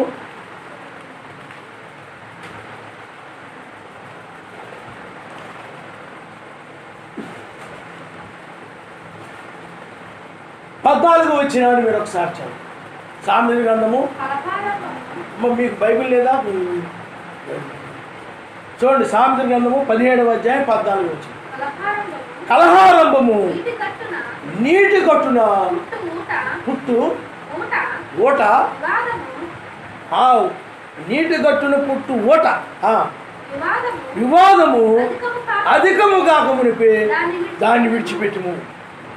దుష్టులని దోషులని ఇక్కడ చూడండి, కలహం అనేది ఆరంభం అవడానికి నీటి గట్టును పుట్టే చిన్న ఓట లాంటిదండి. నీటి గట్టునేది మొట్టమొదటి చిన్న ఓట ఆరంభమైంది. ఇప్పుడు చెరువు ఉందనుకోండి, ఆ చెరువు చుట్టూ గట్టు ఉంటుంది. ఆ గట్టు బాగా వర్షాలు కురిసినాయి అనుకోండి, ఆ నిండిపోయినప్పుడు ఏం చేద్దంటే మొట్టమొదట ఆ నీటి ఓట చిన్నగా ప్రారంభమైంది. అది మెల్లమెల్లగా పెరిగిపోయి ఆ కట్ట దిగిపోయి ఊరి మీద పడిపోతుంది. ఎక్కడ పడిపోవచ్చు చెప్పండి? అది ఊరి మీద పడిపోతుంది. ఆ నీటి గట్టున వివాదం అనేటువంటిది కూడా నీటి గట్టున పుట్టిన చిన్న ఓట లాంటిదండి. మనం దాన్ని అధికంగా కాకముందు ఏం చేస్తాం చెప్పండి? అది ఎక్కువైపోతే ప్రమాదమని, అది ఊరిని ఉంచేస్తుందని వెంటనే దాన్ని అధికంగా కాకముందే ఏదో మట్టేసో, బండ్లేసో, రాళ్ళేసో, సిమెంటు యొక్క లేకపోతే ఇసుక బస్తాల్లోనూ సంచులోనూ వేసి అడ్డు పెట్టేసి దాన్ని వెంటనే ఆ ఓటలుగా ఉన్నప్పుడే దాన్ని కంట్రోల్ చేసేస్తాం, ఆఫ్ చేసేస్తాం. అలాగే వివాదము కూడా, కలహం అనేటువంటిది కూడా నీటి గట్టున పుట్టిన చిన్న ఓట లాంటిదన్నమాట. ఆ ఓటగా ప్రారంభమైనప్పుడే ఆయన ఏం చెప్తాడు చెప్పండి? దాన్ని అధికం కాకమునిపే, అది పెద్దదైపోయి కొంపలు ముంచకముందే దాన్ని వెంటనే విడిచిపెట్టేసే. అది లేఖనం. ఒకవేళ ఎదుటి వాళ్ళు రకరకాల మాట్లాడుతున్నారు అనుకోండి, నీ వాక్యం ఎరుగున్నప్పుడు టక్కున ఆగిపోవాలి. వాక్యం ఎరగ కొంతమంది మాట్లాడుతూ ఉంటారు, నువ్వు ఆగిపోవాలి. అప్పుడు వాళ్ళు అరుచుకొని వాళ్ళు మాట్లాడుతున్నప్పుడు నేను నన్ను ఎక్కడ మౌనం ఉండమంటావని అంటారు. కుదరదు. వాక్యం బట్టి నువ్వేం చేయాలి చెప్పండి? నువ్వు ఆగిపోతే అది కూడా ఆగిపోవాలి. ఇద్దరు ఆగలేదనుకోండి ఏమైపోతుంది చెప్పండి? అది అధికమైపోయి అది చివరికి పంపు ముంచేదంటే నరకానికి తీసుకుంటాం, పరలోకానికి చేర్చదు. అందువల్ల కొన్నిసార్లు మన మాటలను బట్టి కొన్నిసార్లు అవి దోషాలు అయిపోతాయి. అందువల్ల వివాదం అనేటువంటిది మనము అది తెగేదాకా వెళ్ళకూడదు, కట్ట తెగిపోయేదాకా వెళ్ళకూడదు. కానీ అది అధికము కాకమునిపే విడిచిపెట్టేసేయాలి. ఆ కోపం అనేది కూడా అది మళ్ళీ వెంటనే మరుసటి రోజుకి ఉండకుండా అది మరుసటి రోజుకి అది సమాధానమే అంతే తప్ప పంతానికి వెళ్ళిపోకూడదు. పంతం వేరు, పశ్చాత్తాపం వేరు. అందుకు బైబిల్లో చాలామంది పంతానికి పోయి పరలోకానికి పోగొట్టుకున్నారు. పంతం ఉండకూడదు భక్తి విషయంలో, పశ్చాత్తాపం. కయ్యూని ఏం చేశాడు చెప్పండి? పంతానికి పోయాడు. కయ్యూని ఏం చేశాడు? పంతానికి పోయాడు. అంటే పశ్చాత్తాపడితే పోయేది అక్కడ. అయ్యా నిజమే, నేను మళ్ళా నేను సరైన అర్పణను తీసుకొని రాలేదు, కరెక్ట్, ఇప్పుడు నేను సరైన అర్పణ తీసుకొస్తాను అని చెప్తుంది. ఆయన ఏం చేశాడంటే, నాది ఎందుకు అంగీకరించవు అని కోపగించుకుని పంతానికి వెళ్ళిపోయాడు. అందువల్ల ఎప్పుడు కూడా ఎవరు కూడా ఒకరికొకరు పంతానికి పోయారనుకోండి, అది ఏమైపోతారంటే ప్రమాదానికి కారణం, ఒకరికిలోకి తీసుకుంటారు. నిత్య శిక్షలోకి వెళ్ళిపోతాం. చిన్న వ్యర్థమైన వాటి వలన బైబిల్లో కూడా ఈ లోక సంబంధమైన వాటి కోసమే, అల్పమైన వాటి కోసమే నిత్యమైన దాన్ని పోగొట్టుకున్నారు. డబ్బు కోసమే, ఆహారం కోసమే ఆ యొక్క ఏశావు వీళ్ళందరూ బైబిల్లో చాలామంది తాత్కాలికమైన సుఖాల కోసమే వాళ్ళు ఏం చేశారు చెప్పండి? అల్పకాలం, కొద్ది కాలం సుఖాల కోసమే నిత్యమైన దాన్ని, సంతోషకరమైన దాన్ని, మరణం లేని దాన్ని పోగొట్టుకున్నారు. అల్పమైన వాటి కోసం, ఈ వ్యర్థమైన వాటి కోసం, అల్పమైన వాటి కోసం. అందువల్ల ప్రియులారా, ఎప్పుడు కూడా మనము ఆ విధంగా ఉండకుండా మన బలహీనత ఏదైనా తెలియజేయబడినప్పుడు, తెలిసినప్పుడు దాన్ని బట్టి ఆయన ఏం చేయాలి? స్థుతించే మనసు కలిగి ఉండాలి తప్ప అక్కడ నాయనా నువ్వు నాకు నిజముగా బయలుపరిచినందుకు ఈ అర్పణ కాకుండా ఇది కరెక్ట్గా అర్పణ కాదని, నిజంగా ఏబేలు అర్పించే అర్పణ అర్పించాలని బయలుపరిచినందుకు ఈ స్తోత్రాలు ఆయన సర్వశక్తిమంతుడు ఏం చేయాలని కృతజ్ఞత స్తుతులు చెల్లించాలి ఆయన. హల్లెలూయా. అంతేగాని అక్కడ కాంతములకు, కోపములకు, అందులో మనం ఎప్పుడు కూడా శాంత గుణము కనపడాలి. అంటే అన్ని పరిస్థితున్నప్పుడు బాగా అందరూ శాంతంగానే కనపడతారు. అన్నీ బాగున్నప్పుడు అందరూ శాంతంగానే కనపడతారు, మంచిగానే కనపడతారు, ఏ కోపం లేకుండా నెమ్మదిగానే కనపడతారు. ఇలాంటి వచ్చినప్పుడే దిగిసిపోతారు. మీకు అర్థమైందా? ఇలాంటి సమయంలో ఏం చేస్తారు చెప్పండి? దిగిసిపోతారు. ఇలాంటప్పుడు మాత్రమే ఆ నెమ్మదిగా ఉండేవారి నిజమైనటువంటి వారు ఆయన. హల్లెలూయా. మెసేజ్ చూడండి. అలాంటి సమయంలో తన గుణాన్ని, ప్రేమ అనే గుణాన్ని, సాత్వికం అనే గుణాన్ని, శాంతం అనే గుణాన్ని అతను ఏం చేశాడు చెప్పండి? ఆయన ప్రత్యక్షపరిచాడు, బయలుపరిచాడు. ఆ గుణమును మనము కలిగి ఉండాలి ఆయన.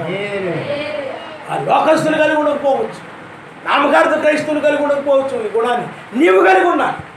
నీవు కూడా వాళ్ళలాగే ఉన్నట్లయితే, వాళ్ళు ఎలాంటి కోపం కలిగి, నువ్వు కూడా అదే కోపం కలిగి ఉంటే, వాళ్ళలాగా నువ్వు కూడా వివాదం అధికం కాకముందు విడిచిపెట్టే స్వభావం లేకుండా ఉన్నట్లయితే, నీవు కూడా వాళ్ళలాగా ఉన్నట్లయితే నీకు వాళ్ళకి ఏమి తేడా లేదు. అందుకని బైబిల్లో కూడా చెప్తుంది, బైబిల్ వాక్యమును బట్టి మనం ఎప్పుడు కూడా ఆయన కృతజ్ఞతాస్తుతులు చెల్లిస్తుండాలి. ఆయన నమస్కారం. హల్లెలూయా, హల్లెలూయా. అలాగే ఎఫెసీయులకు రాసిన పత్రికలోనే మనం చదువుదాం.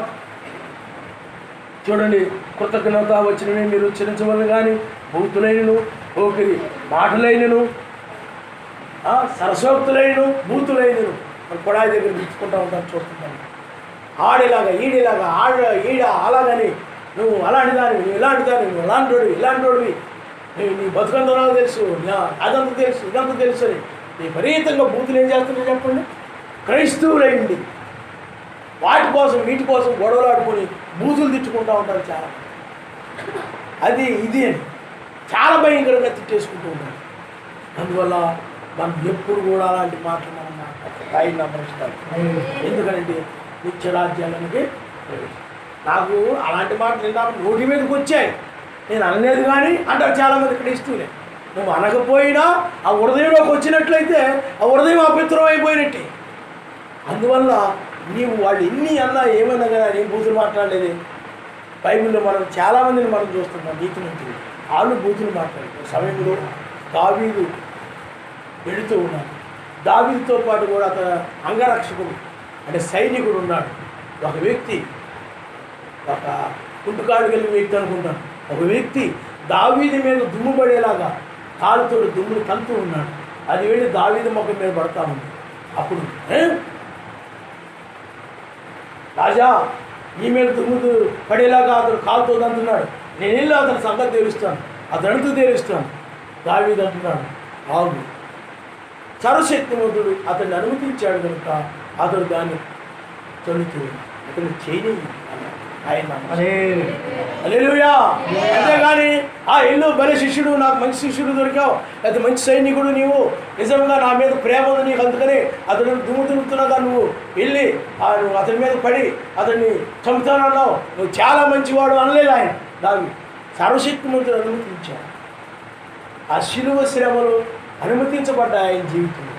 మన జీవితాలలో కొన్నిసార్లు అనుమతించబడతాయి, నిందలు అనుమతించబడతాయి, శ్రమలు అనుభవించబడతాయి, పేదరికం అనుభవించబడి, ఒంటరి బ్రతుకు అనుభవించబడతాయి. అలాంటివన్నీ కూడా అనుమతించబడినప్పుడు అయినా నీ చిత్తం నాయన, నీ చిత్తం లేకుండా ఏమి ఉండదు, ఇది నా మేలు కొరకే అని నువ్వు ఆ విధంగా కొనసాగాలి తప్ప చాలా విసుక్కుని సర్వశక్తిమంతుడు కోప్పడిపోయి లోతు మన బైబిల్లో యోబు జీవితంలో కూడా అలాంటి పరిస్థితి ఆరోగ్యం పాడైపోయింది. ఆ సమయంలో కూడా సర్వశక్తిమంతుడు ఏమి దూషించలేదు, చాలా సహనం కలిగింది. ఆయన నామనిస్తాడు. హల్లెలూయా. అందుకని సర్వశక్తిమంతుడిని పండబూతులు ఇచ్చేది. మీకు అర్థమైందా? తర్వాత చూడండి, పోకిరి మాటలైనవి. పెద్ద చిన్న లేకుండా మాట్లాడే వాళ్ళు ఏమంటారు చెప్పండి? పోకిరి మాట. పెద్దోళ్ళు అనవచ్చా అనకూడదా తెలియదు. కొంతమంది పెద్దవాళ్ళని మనకంటే పైవారిని మనము ఒక పిల్లవాడు ఉన్నాడు, కొన్ని చిన్న పిల్లవాడు, వాళ్ళ నాన్నని ఏ రోజు అన్నారు ఉంటుంది, నేను అంత పొగరేంటారు అలా మాట్లాడుతావు పెద్దోళ్ళు చిన్నోళ్ళు లేకుండా. ఇది అర్థమైందా? పెద్ద చిన్న లేకుండా అలా మాట్లాడతాడు. కొన్నిసార్లు పాస్టర్లు అలాగే ఎలా పాస్టర్గా అక్కడ నుంచి అంత పొగరేంటారు నీకు, లేకపోతే అలాగా మనం మాట్లాడే మాటలు అవి మనకి వన్ని తెచ్చేవిగా ఉండాలి. అది మనలో ఆ పెద్దరికాన్ని కనపరచాలి, ఆ గౌరవంగా మాట్లాడాలి, మర్యాదగా మాట్లాడాలి. ఇతరుల గురించి మనం మాట్లాడేటప్పుడు ఆడెంత ఈడెంత అని రెక్లెస్గా లెక్క లేకుండా మనం మాట్లాడకూడదు. మీకు అర్థమైందా? మనం ఏం చేయాలంటే మనం ఎప్పుడు కూడా పొగరుగా మనం మాట్లాడకుండా మనం ఇప్పుడు మర్యాదగా మనం మాట్లాడాలి. మన పైవారితో కూడా అట్లనే మనం చూస్తున్నాం. మూడింటి విషయంలో మనం నిందారహితంగా ఉండకూడదు. ఆత్మ, ప్రాణము, శరీరం. చాలా జాగ్రత్తగా ఉండాలి. అందువల్ల ఈనాడు చాలామంది పొగరు పెట్టేసి పిల్లలు పోకిరి మాట్లాడడం. పొగరు అంటే గర్వంతో హెచ్చించుకొని మాట్లాడాలి, తమ్ముడు తాము హెచ్చించుకొని. మనం ఎప్పుడు కూడా పెద్దవారి విషయం మనం తగ్గించుకొని ఉండాలి, సేవకుల విషయం మనం తగ్గించుకొని ఉండాలి, మన పైవారి వయసులో పైవారి విషయంలో మనం తగ్గించుకొని ఉండాలి. అలాగే మగవారి విషయంలో ఆడవారు మనకు భయం కలిగి ఉండాలి. బైబిల్ చెప్తుంది, నీ భర్త అంటే నీకు భయం ఉండాలి. ఆయన నాకేం భయపడాల్సి, ఆయన నాకు భయపడాలంటూ ఉండకూడదు. అర్థమైందా? అలాగా భయపడి నువ్వేం చేయాలి? వాక్యానికి విధేయత చూపించాలి. భయపడి ఉండమన్నారు కదా అని చెప్పి భర్త లోకసభ సినిమాలకు వెళ్దామంటే వెళ్ళడం కాదు, షికారులకు వెళ్దామంటే గాలిని తిరిగి వచ్చేద్దామని కాదు. ఏం చేయాలి చెప్పండి? వాక్యానికి భయపడి. అందుకని శరీరానికి భర్తకు చెందున్నావు, ఆత్మకు సర్వశక్తి ముందుకు చెందున్నావు. అర్థమైందా? శరీరాన్ని బట్టి భర్తకు చేయాల్సింది చేస్తున్నాం. ఆత్మ విషయంలో ఆత్మ సంబంధమైన భర్త ఆయన విషయంలో దోషి కాకుండా మొదటగా ఆయన్ని నువ్వు ప్రేమించాలి. ఆయన విషయంలో నువ్వు దోషి కాకూడదు. ఈ భర్త ఒకవేళ ఫలాలు కొబ్బరికాయలు ఫలాలు తీసుకొచ్చి తినేయమంటే భర్త మీద ఉన్న ప్రేమను బట్టి నువ్వు తినేయకూడదు. ఆయన మీద ఉన్న ప్రేమను బట్టి నీ భర్త తినమన్నా కానీ నేను తినని చెప్పాను. ఇక అక్కడ భర్త కంటే ఎవరు ముఖ్యం చెప్పండి? అలాగా మనం ఎప్పుడు కూడా పొగరుగా మనం మాట్లాడకూడదు. అంటే హెచ్చించుకొని హెచ్చించుకొని మనం మాట్లాడకూడదు. ఎప్పుడు కూడా మనల్ని మనం తగ్గించుకుంటూ ఉండాలి. ఆయన ఏమి తెలియదు, ఏ జ్ఞానం లేని వాడు. అందుకే మనల్ని మనం తగ్గించుకోవాలి. తగ్గింపు స్వభావం చాలా ప్రాంతంలో గర్వం కూడా కలహానికి కారణమవుతుంది. ఒకరి మీద ఒకరు హెచ్చించుకున్నా అనుకుని ఏమైపోతుంది చెప్పండి? నువ్వెంత హెచ్చింపు కలిగి అది కలహానికి కూడా దాని చేస్తుంది. గర్వం ఉండకూడదు. అందుకని బైబిల్ ఒకరి మీద ఒకరు హెచ్చించుకోవాలి. నీకంటే నేను గొప్ప, నీకంటే నేను గొప్ప, నీకంటే నేను భక్తి ఎక్కువ, నీకంటే నేను భక్తి ఎక్కువ, నీకంటే నేను త్యాగం ఎక్కువ, నీకంటే నేను ఎక్కువ ప్రార్థన ఎక్కువ అని ఒకరికొకరు హెచ్చింపు ఉండకూడదు. ఎప్పుడు కూడా ఏంటంటే ఒకరి పట్ల ఒకరు దీనులుగా ఉండాలి. బైబిల్ అదే చెప్తుంది. ఒకరి పట్ల ఒకరు ఏ విధంగా ఉండాలి చెప్పండి? దీనత్వం కలిగి ఉండాలి. ఒకరి పట్ల ఒకరు తగ్గించుకొని ఉండాలి. వాళ్ళకంటే నేను తక్కువ, వాళ్ళకే అన్ని తెలిసి నాకు ఏమి తెలియదు. అలాగా ఒకరి పట్ల ఒకరు దీనత్వము కలిగి ఉండాలి. తగ్గించుకొని ఉన్నప్పుడే ఒకరికొకరు దాసులు అయి ఉండదు బైబిల్. వాళ్ళకి నేను దాసులు వాడు ఏంటి, నా లెవెల్ ఏంటి, నా స్థాయి ఏంటి, అవి నేను ఎంత చేయాలి, నేను ఎంత చేయాలి, ఏం చేయడం ఏంటి, అది ఎవరెవరు పురవెత్తిపోద్దని అలా ఉండకూడదు. ఒకరికొకరు ఏమైపోవాలి చెప్పండి? దాసులుగా ఉండాలన్నది బైబిల్. అలాగా ఎందుకంటే ఒక ఇంటి వారు వలె, ఒక రాజ్యానికి సంబంధించిన వారు వలె, ఒక దేశానికి సంబంధించిన వారు వలె ఆ విధంగా ఉండాలి తప్ప పరాయి వాళ్ళు వలె ఒకరికొకరు పరాయి మనుషుల్లా ఉండకూడదు. పరాయి మనుషులు మాట్లాడుకున్నట్టు మాట్లాడుకోకూడదు, హెచ్చించుకోకూడదు, తగ్గించుకొని ఉండాలి, తగ్గించుకొని మాట్లాడాలి. మనం కలెక్టర్ గారు వచ్చారనుకోండి, మనక్కడ పై ఆఫీసర్ వచ్చారనుకోండి, నువ్వెంత అంటావు, మర్యాద అతడు స్థాయిని బట్టి అతడు హోదాను బట్టి గౌరవంగా మాట్లాడు, రండి కూర్చొని ఉంటాం, మర్యాద మాట్లాడు. అంతేగాని ఇచ్చించుకుని మన ఎదురా కలెక్టర్ అయితే నాకేంటి అంటావు ఆయన ఎదురా అనలేవు. అందువల్ల నువ్వు ఎప్పుడు కూడా ఏం చేయాలి, నువ్వు తగ్గించుకోవాలి, పైవారిని హెచ్చించాలి. పైవారిని నీ అనగా నీ తోటి వారిని, నీ సోదరుని హెచ్చించి నువ్వు తగ్గించుకుని చెయ్యాలి ఏదైనా కూడా. అందుకని మెస్సయ్యే తన్నుతాను ఆయన తగ్గించుకున్నాడు. ఆయన ఉన్నతాసనాల మీద ఉండేవాడు అయ్యండి, దేవదూతల చేత పరిశుద్ధుడు పరిశుద్ధుడు పరిశుద్ధుడని కొనియాడబడు వాడై ఉండి కూడా ఆయన మన వంటి శరీరం ధరించుకున్న ద్వారా ఈ పాపపు శరీరాన్ని, మరణకరమైన శరీరాన్ని, ఆకలి తప్పులు కలిగిన శరీరాన్ని, ఆ యొక్క బలహీనమైన శరీరాన్ని ధరించుకొని భూమి మీద కూర్చోడం ద్వారా ఆయన తను తగ్గించుకున్నాడు. ఆయన నమస్కారం. హల్లెలూయా. అంతేగాని నేను సర్వశక్తిమంతుడిని, భూమి ఆకాశం సృష్టించాను, నేను సృష్టిస్తే వీళ్ళందరూ సృష్టించబడ్డాను అని హెచ్చింపు ఉంది ఆయనకి. నేను ఆ శరీరం ధరించుకోవడం ఏంటి, నేను ఆ గుడారంలో ఉండడం ఏంటి? ఈ శరీరం అనేటువంటిది పిల్లరా పురుగులు గూడు, కొన్ని పురుగుల ద్వారా తయారైంది శరీరం. లోపల అవయవాలన్నీ కూడా పురుగులు గూడిది. అందుకనే మనిషి చనిపోయినప్పుడు గాజు గ్లాసులో పెడతారు, పెట్టినా కానీ ఆ యొక్క ఐసు కానీ అలాంటివి ఏమీ లేవనుకోండి, నువ్వు ఎంత పెట్టినా ఆ శరీరంలో పురుగు వచ్చేస్తుంది బయట. ఈ శరీరం, అందుకని శరీరం అనేటువంటిది నీటి బుడగలాంటి, అంతలో కనబడి అంతలో మాయమయ్యే ఆవిరయ్యేలాంటి. దీనికోసం మనుషులు ఏం చేస్తున్నారంటే కొంతలాంటి. కాబట్టి ఆయనలో దీనత్వాన్ని మనం చూస్తున్నాం. ఆయన అలాగే సమాజంలో ఒకరి పట్ల ఒకరు ఏ విధంగా ఉండాలి చెప్పండి, దీనత్వం కలిగి ఉండాలి. అలాగే వెనుకలు కూడా మనము అన్ని జనుల పట్ల కూడా మనము జాగ్రత్తగా ఉండాలి. దీనత్వం ఆయన గుణ లక్షణాలు.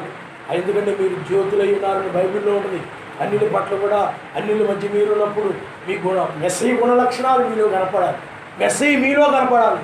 అందుకే ఆయన అంటాడు నన్ను చూసిన వాడు తండ్రిని చూసినట్టే. నేను చూస్తే మెస్సీ కనపడాలి, దీనత్వం కనపడాలి, గొర్రె పిల్లలా కనపడాలి. కాబట్టి ఆ స్వభావము అలా నమ్మనిస్తాం. అంతేగాని పొగరగొట్టి మాట్లాడడం, గర్వంగా మాట్లాడడం. ఇంత పిల్లలు కూడా పెద్ద చిన్న ఉండడం లేదు, ఇష్టం వచ్చినట్టు మాట్లాడారు.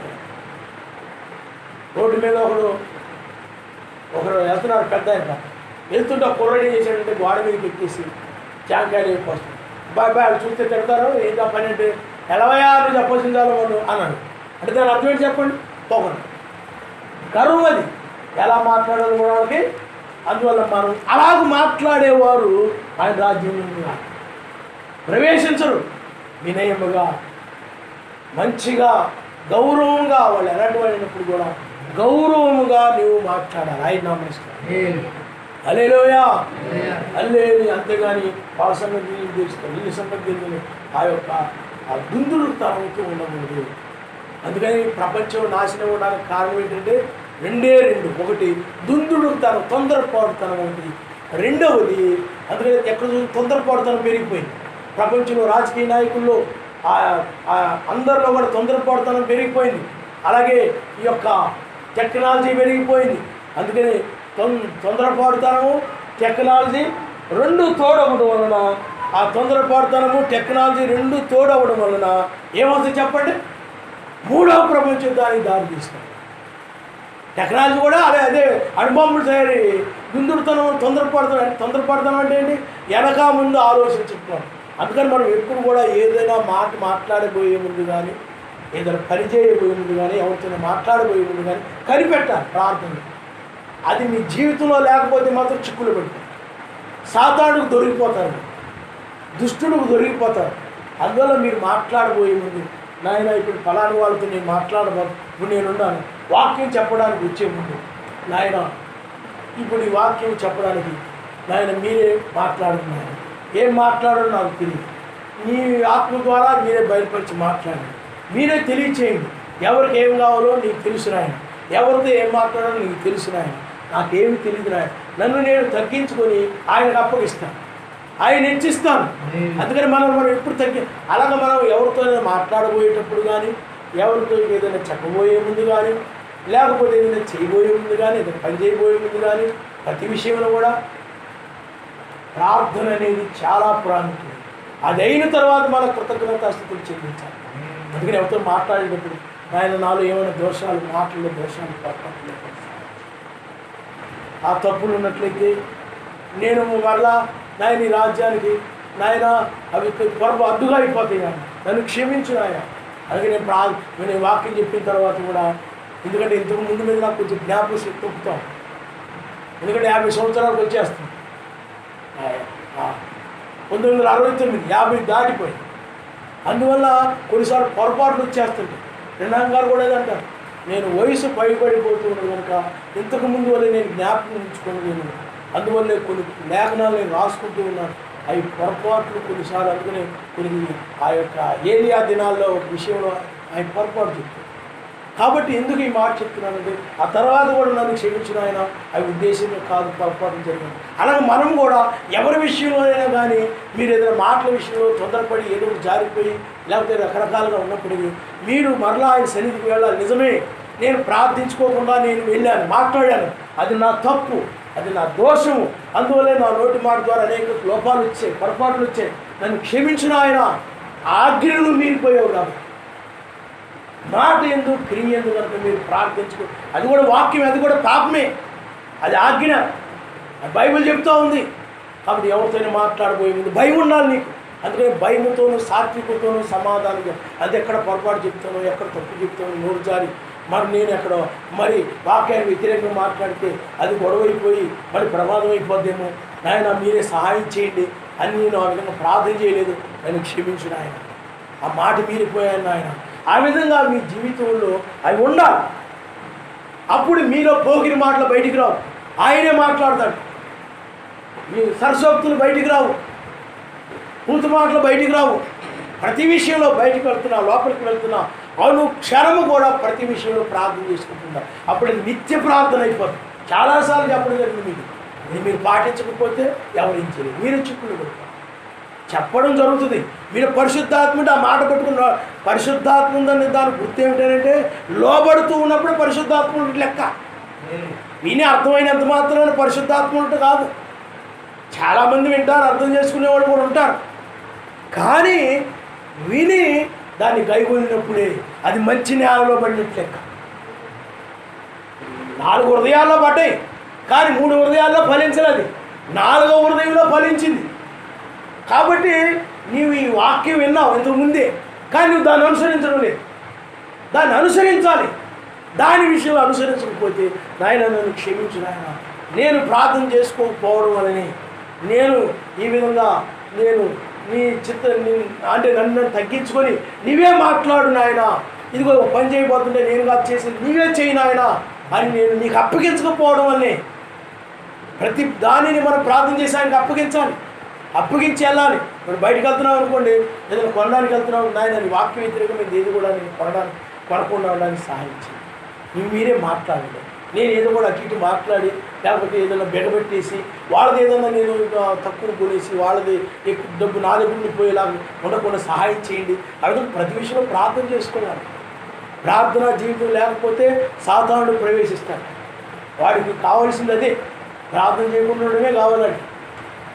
అందువల్ల ప్రార్థన చేసుకోవడం అంటే మీరు కూడుకొని ప్రార్థన చేసుకుంటున్నారు మంచిదే, కానీ వ్యక్తిగతంగా కూడా మాట్లాడు. నీ భర్తతో మాట్లాడబోయేటప్పుడే నీ భార్యతో మాట్లాడు, పిల్లలతో మాట్లాడబోయేటప్పుడే పిల్లలకి ఏదైనా పని చేయబోయేటప్పుడు, లేదా నీ భర్తకి ఏదైనా నువ్వు సహాయం చేయబోతుంటే ఇతరులకి ఏదైనా సహాయం చేయబోతుంది. ప్రతి విషయంలో ప్రతి చిన్న విషయంలో కూడా ప్రార్థన చేయాలి. అందుకే కష్టమైనది వచ్చినప్పుడు ప్రార్థన చేయడం, శ్రమ వచ్చినప్పుడు ప్రార్థన చేయడం, ఇబ్బందులు వచ్చినప్పుడు ప్రార్థన చేయడం, మిగతా ఆయన బాగున్నప్పుడు మాట ఎందుకు క్రియ ఎందుకు చేయమన్నాడు అంటే నువ్వు మాట్లాడబోయే ముందు చేయాలి, అలాగే క్రియ ఎందుకు చేయాలి. అంతేగాని ఇబ్బంది వచ్చినప్పుడే చేయండి, కష్టం వచ్చినప్పుడే చేయండి అని అక్కడ చెప్పలేదు. ఆ వచ్చిన ప్రతి విషయంలో అప్పుడు పరిశుద్ధాత్మ మాట్లాడడం, పరిశుద్ధాత్మ ద్వారా క్రియలు జరుగుతుంది. హల్లెలూయా. అది పాపమైనది. దాని విషయంలో పశ్చాత్తాపం. ఆయన నీ మాట మీద నా క్రియల్లో మాటల్లో నేను ప్రార్థనాపూర్వకంగా నేను చేయడం లేదు, కృతజ్ఞతాస్తుతులు చెల్లించడం లేదు. నా జీవితం అందుకని సాయంత్రం కానీ మీరు ఆ పని అయిపోయినప్పుడు కానీ ఆ మాట్లాడడం అయిపోయినప్పుడు కానీ ఇప్పుడు ఎవరో నేను రోడ్డు మీద నిలబడతాను, ఎవరో కనబడతాను, ఆ మాట నాయన వీళ్ళ విషయంలో నేను ఇది కూడా జారిపోకుండా సహాయించి నేను అని ప్రార్థన చేసుకుని మాట్లాడుతాను, మనసులో అనుకుంటాను, ప్రార్థన చేసుకుని అలాగా అప్పుడు వాళ్ళ విషయంలో మనం ఇది కూడా మాట్లాడాలి. ఆ విధంగా ప్రతి విషయంలో ప్రార్థన అనేది చాలా వంట వండుకోబోతున్నా, గిన్నెలు కడుక్కోబోతున్నా, బట్టలు తుక్కోబోతున్నా, ప్రతి విషయంలో కూడా ఎవరికి మాట్లాడబోతున్నా, ఏదైనా అడగబోతున్నా, ఏదైనా ప్రశ్నించబోతున్నా, నాయన ఈ నేను ఫలానా వాళ్ళని ఫలానా ప్రశ్న అడగబోతున్నా దీని విషయంలో దాన్ని నేను అడగబోతూ ఉన్నప్పుడు అతడు చెప్తాడో లేదో చూద్దాం అన్నట్టుగా వెళ్ళకూడదు, అడగకూడదు. ఆ వ్యక్తికి చెప్పడానికి కావాల్సిన జ్ఞానాన్ని తెచ్చి ఇప్పుడు మీరు ప్రార్థనకు వస్తున్నారు అనుకోండి, ఏం చెప్తారు అని కాదు, మీరు వస్తున్నావు అని అంటే నాయన ఒక వాక్యం వినడానికి వస్తున్నాం, ఆ సేవకుని ద్వారా మాతో మాట్లాడు నాయన, మాలో కొన్ని ప్రశ్నలకు జవాబు రావడానికి సహాయించి, అలాగే ఇతరుల విషయంలో కూడా నీవు ఆ విధంగా ప్రార్థించుకొని వెళ్తుండాలి, ప్రార్థించుకొని మాట్లాడాలి. ఎదుటి వాళ్ళతో మాట్లాడబోయే ముందు వాళ్ళకి నాయన వాడు కొంచెం కోపం వస్తుంది, కోపం ఎక్కువ, వాళ్ళతో నేను మాట్లాడబోతున్నాను కాబట్టి వాళ్ళు తొందరగా పంతానికి వెళ్ళిపోయే మనుషులు, కాబట్టి నేను మాట్లాడబోతున్నాను కాబట్టి వాళ్ళు ఆ పంతం లేకుండా, వాళ్ళు ఆ కోపం లేకుండా మంచిగా వాళ్ళు వినడానికి సహాయం చేయాలి, మార్చుకోవడానికి కృప చూపినాయన నువ్వు ముందుగానే ప్రార్థన చేసుకున్నావు. అది లేదనుకో, నువ్వు ఎందుకంటే చలశక్తిమంతుడు లేచి నీ అంతటి నువ్వు వెళ్ళిపోతున్నావు, నీ అంతటి నువ్వు పనులు చేస్తున్నావు, నీ అంతటి నువ్వు మాట్లాడుతున్నావు, అప్పుడు సర్వశక్తిమంతుడు చోటు లేదు, అక్కడ దయ్యానికి చోటు. ఆ దయ్యం పని ఏంటి? కలహములు పెట్టలేదు. అది పరిశుద్ధాత్మ ఉందనుకోండి సమాధానంగా. అందుకని మనం ఎవరితో మాట్లాడినప్పుడు కూడా విరోధం రాకుండా మాట్లాడుకోవడానికి చాలా మంది ప్రయత్నం చేయాలి. సమాధానం, అందుకని సమాధానపరచువారు ధన్యులు మన సర్వశక్తిమంతుడు కుమారులు అనబడతారు. ఎవరికైనా విరోధం ఉందనుకుంది, ఈ విరోధం దానిని బట్టి ఏం చేయాలి చెప్పండి? సమాధానపరచువారు ధన్యులు వారు సర్వశక్తిమంతుని యొక్క కుమారులు అనబడతారు. కాబట్టి అలాగే ఉంటేనే బాగుండాలి, అక్కడ ఉంటేనే బాగుంటుంది, మనకి బాగుండదు అన్నట్టు ఉండకూడదు. దాన్ని ఏం చేయాలి చెప్పండి? సమాధానపరచువారు ధన్యులు. నువ్వు ఒకవేళ అది తెలియదు, అది నీకు వల్లగాలేదనుకుంది, మా పక్క వాళ్ళకో లేకపోతే మాకో చెప్తే మేమేం చేస్తామంటే దాన్ని ఏం చేస్తామో చెప్పండి? ఇది వాక్యం ఎలా చెప్తుంది, వాక్యం ఎలా ఉంది, ఈ వాక్య ప్రకారం మీరు ఉండాలి, ఈ వాక్య ప్రకారం మీరు ఉండాలి, అప్పుడు ఏం కలుగుతుంది చెప్పండి? సమాధానం. ఆ విధంగా మనం ఎప్పుడు కూడా సమాధానంగా మాట్లాడాలి. ఎదుటి వాళ్ళ కోపం రేగకుండా మాట్లాడడం చాలా గొప్ప విషయం. ఆయన గమనిస్తారు. అందుకని పిల్లల విషయంలో కూడా అంతే. బైబిల్ ఏం చెప్తుందంటే పిల్లలని ఆయన బోధలో పెంచండి, ఆయన వాక్యంలో పెంచాలి పిల్లలు. అది ఒకవైపు ఏంటంటే వాళ్ళ కోపం రేపకుండా ఉండదు, కోపం కలగకుండా. అని పౌలు గారు అంటారు, నేను సాధువుగాను నేను చిన్న పిల్లలతో మాట్లాడినట్టుగా మీతో మాట్లాడుతున్నాను ఆయన గమనిస్తాను. హల్లెలూయా. అలాగా ఆ విధంగా మాట్లాడాలి. సమాధానంగా ఏం చేయాలి చెప్పండి? పిల్లలు కూడా తల్లిదండ్రులకి లోబడాలి, ఆయన బోధ ప్రకారం పెరగాలి, కాలానికి తగినట్టుగా పెరగాలి. అపవిత్రమైన వాటికి దూరంగా ఉండాలి, చెడ్డవాటికి దూరంగా ఉండాలి. ఎందుకంటే టీవీల్లో సినిమాల్లో వాటిలో వీటిలో వచ్చేయని కూడా ఇలాంటి మాటలు, ఓపిరి మాటలు, పెద్ద చిన్న లేకుండా సరసోక్తులు, రకరకాల మాటలన్నీ అవి చూసి నేర్చేసుకుంటున్నారు. ఇప్పుడు టీవీలు చూసి నేర్చేసుకుంటున్నారు. ఇప్పుడు పనికిమాలి అన్ని చూసి ఏం చేస్తున్నారు చెప్పండి? నేర్చేసుకుంటున్నారు ఇప్పుడు పిల్లలు. ఇంతకుముందు వేరు, ఇప్పుడు ఎందుకని వాళ్ళకి బైబిల్ వాక్యం చదువుకోవడము, పాటలు పాడుకోవడము, వాక్యం చదువుకోవడము, పాటలు పాడుకోవడం, సమయం దొరికినప్పుడు బైబిల్ చదువుకోవడం అలవాటు ఉండాలి, అలవాటు చేయాలి. బైబిల్ చదువుకోవడం అలవాటు చేయాలి, పాటలు నేర్చుకోవడం అలవాటు చేయాలి, పాటలు పాడుకోవడం అలవాటు చేయాలి. ఆ విధంగా దివారాత్రులు వాక్యం వాడు కూడా ధ్యానించేలాగా అలవాటు చేయాలి. కానీ కొంతమంది ఏం చేస్తారంటే కొన్నిసార్లు నేను చాలా మా అత్తమ్మగారు ఉండేవారు. అలాగే మా అత్తమ్మగారు ఏం చేశారంటే మా ఊరు లోకస్తుకి సహాయం చేశారు, ప్రార్థన చేసుకునేవాడు, బైబిల్ చదువుకునేవాడు. చెప్తే బైబిల్ చదువుకోండి, ప్రార్థన చేసుకోండి నేను చెప్తున్నాను అనుకోండి, ఆ చెప్పలేకుండా పని అప్పగించేది. అప్పుడు ఏమైపోతాడు చెప్పండి? ఆ తల్లే లెక్క అప్పగించాల్సి వస్తుంది. వాక్యం లేకుండా చేసింది, గద్దించని కూడా చేసింది. ఏ తల్లి అయినా సరే పిల్లల్ని ఎలకేసుకురాకూడదు. మీకు అర్థమైందా? వాళ్ళని తండ్రి కానీ లేకపోతే సేవకుడు కానీ లేకపోతే ఎవరైనా కానీ వాక్యానికి వ్యతిరేకంగా గద్దించినప్పుడు నీవు ఆ మంచి మాటకి ఆ వాక్యానికి సపోర్ట్ చేస్తున్న వాళ్ళు కాదు, నీవు ఆ వాక్యానికి నీవు ఆ వాక్య పక్షంగా నువ్వు నిలబడాలి. వాళ్ళు మమ్మల్ని ఎంచుకోవాలి, నేను మా పిల్లల్ని ఎంచుకోవాలి, మేము ఈనాడు అనలేదు, ఇలా అనలేదు, ఇప్పుడు వచ్చి ఇలాంటి అలాంటి మేము పడతామా? కొంతమంది అలా పడలేరు, అలాగ అనడానికి లేదు. వాళ్ళని ఆయన బోధలో పెంచడానికి ఏం చేయాలి చెప్పండి? అవకాశము ఆయన నామనిస్తాం. హల్లెలూయా. అది ఇవ్వకపోతే, ఎవరు కనుక చెప్పకపోతే వాళ్ళు దుర్బీసులైపోయి చివరికి ఏమైపోతారు చెప్పండి? ఉగ్రతలు అయిపోతారు. మన మంచి కోసమే కదా చెప్తుంది, పిల్లల మంచి కోసమే కదా చెప్తుంది, వాళ్ళు రక్షించబడాలనే కదా చెప్తుంది అనే మనసు కూడా నీకు ఉండాలి. అంతేగాని ఏదైనా చెప్తున్నప్పుడు ఏదో ఒక మధ్యలో వ్యవహారం ఎత్తడమో చేస్తాం అది చెప్పలేదు. అప్పుడు ఏమైపోతుంది చెప్పండి?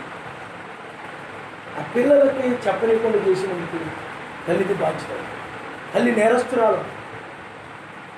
అర్థమైందా? అందువల్ల మనకి ఎక్కువ పిల్లల్ని ఏం చేయాలి చెప్పండి? ఆయన బోధలో వెళ్తే వెళ్ళారులే, చూస్తే చూసారులే, వింటే విన్నారులే, అందరూ చూడలేదా అని మాట పడలేకుండా చేస్తే వాళ్ళ మీద అప్పుడు ఏమైపోతుంది చెప్పండి? నీవు కూడా గుర్తులు మాట పడలేకుండా చేసుకుంటావు. గద్దిస్తే ఏమైంది? అర్థమైందా? ఆ విధంగా మనం ఆయన ఏం చేయాలి చెప్పండి? ఆయన బోధలో పెంచుతూ ఉండాలి. ఆయన నామనిస్తాం. హల్లెలూయా.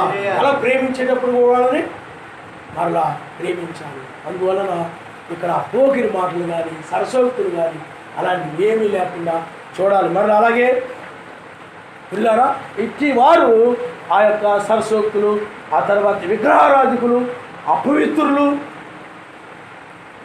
లోబులు. విగ్రహారాధికులు అంటే ఏమిటి? ప్రత్యేక సంఘాల్లో కూడా ఏమొచ్చి చెప్పండి? విగ్రహారాధులు వచ్చేసి ఎస్ఐ బొమ్మ, రాముడు, కృష్ణుడు, అవి ఇవి ఉండేవి అన్నీ. ఇప్పుడు ఏమైపోయింది? ఎస్ఐ బొమ్మే వాళ్ళ విగ్రహంగా వచ్చి ఆరాధించారు. ఇలాంటి వాళ్ళందరూ కూడా ఎక్కడికి వెళ్ళిపోతారండి? ఊకరతులకు వెళ్ళి నిత్య శిక్షణ పొందుతారు, పరలోక రాజ్యానికి రారు. అందువలన ఆయన యొక్క బోధలో పెంచాలి. ఇలాంటివి లేకుండా చిన్నతనంలోనే, చిన్న వయసులోనే. ఎందుకంటే వాళ్ళ హృదయం తెల్లని పేపర్లా ఉంటుంది, లోకం జ్వరబడిపోయింది అనుకోండి. అందుకని బైబిల్లో రాయబడి బాలుడు నడవలసిన త్రోవని బాల్యంలోనే, చిన్న వయసులోనే వాళ్ళకి ఏం చేయాలి చెప్పండి? నేర్పాలి. పెద్దవాడైనప్పుడు దాని నుండి తొలగిపోడు. పెద్దవాడైనప్పుడు దాని నుండి తొలగిపోడు. మొక్కగా ఉన్నప్పుడే దాన్ని సరిచేయాలి. వంపుని అది మానైపోయింది అనుకోండి, అది సరిచేయబడదు, అది సరిచేయబడదు. కాబట్టి పిల్లరా పరిశుద్ధంగా వ్యర్థమైన వాటికి, టీవీలకి, డ్యాన్సులకి, వాటన్నిటికి కూడా దూరంగా ఉంచాలి. ఎందుకంటే ఈ ప్రేమ ఏమిటంటే నిత్య రాజ్యంలోనికి పిల్లలు రావాలని, అది నిజమైన ప్రేమ. ఆయన నామనిస్తాం.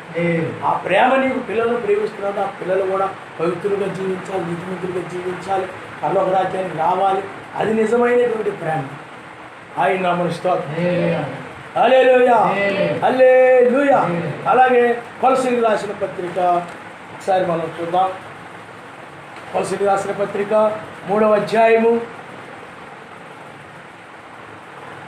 5వ వచనం నుండి మనం ఒకసారి చదువుకుందాం. కావున భూమి మీదనున్న మీ అవయములను అనగా జారత్వమును, అపవిత్రతను, కామాతురతను, దురాశను, విగ్రహారాధనను, ధనాపేక్షను చంపివేయుడి. వాటి వలన సర్వశక్తిమంతుని యొక్క ఉగ్రత అవధేలేని వారి మీదకి వచ్చును. పూర్వము వారి మధ్య మీరు జీవించినప్పుడు మీరును వీటిని అనుసరించి నడుచుకున్నారు. ఇప్పుడైతే మీరు కోపము, ఆగ్రహము, దుష్టత్వము, దూషణ, మీ నోట బూతులు అను వీటిని విసర్జించి ఒకరితో ఒకడు అబద్ధమాడకుడి. ఏలైనగా ప్రాచీన స్వభావమును దాని క్రియలతో కూడా మీరు అంటే విడిచిపెట్టేసి పరిత్యజించి జ్ఞానము కలుగు నిమిత్తము దాన్ని సృష్టించిన వారి పోలిక చొప్పున నూతన పరచబడుచున్న నవీన స్వభావమును ధరించుకుని ఆయన. ఇందాక మనం నేర్చుకున్నాం, జాగ్రత్త కలిగిన వారైనా కానీ, అపిత్రులైనా కానీ, కామాతురత కలిగిన వారైనా కానీ, దురాశ కలిగిన వారైనా కానీ. దురాశ అంటే చెడ్డాశ. అలాగే పిల్లరా దురాశ అంటే ఒకడు మనకి చిన్న పాఠాల్లో ఉంటుంది పుస్తకాలు, ఒక కోడిని రోజు బంగారు గుడ్లు పెడుతున్నాడు. వాడు ఆ గుడ్డుని ఏం చేసాడు చెప్పండి? రోజు గుడ్లు పెడతా ఉంది, బంగారు రంగులో ఉంది, చాలా బాగుంది అని అతను ఏం చేశాడనంటే, కోడిని కోస్తే ఇంకెలా బాగుంటుంది, ఇంకెలా ఉంటుందో చూద్దాం అని ఇంకా ఆశపడి, ఇంకా ఎక్కువ ఆశించి ఆ యొక్క ఏమైపోయాడు, ఆ కోడిని కోసేసాడు. ఆ దురాశకి ఏం మిగిలింది? అందువల్ల మనం ఎప్పుడైనా కూడా ఆశించేదానికి, మనం కష్టపడిన దానికి తగిన విధంగా మనం ఆశించాలి. ఎక్కువ ఆశిస్తే ఏమైపోవచ్చు చెప్పండి? దాన్ని ఏమంటారు? దురాశ.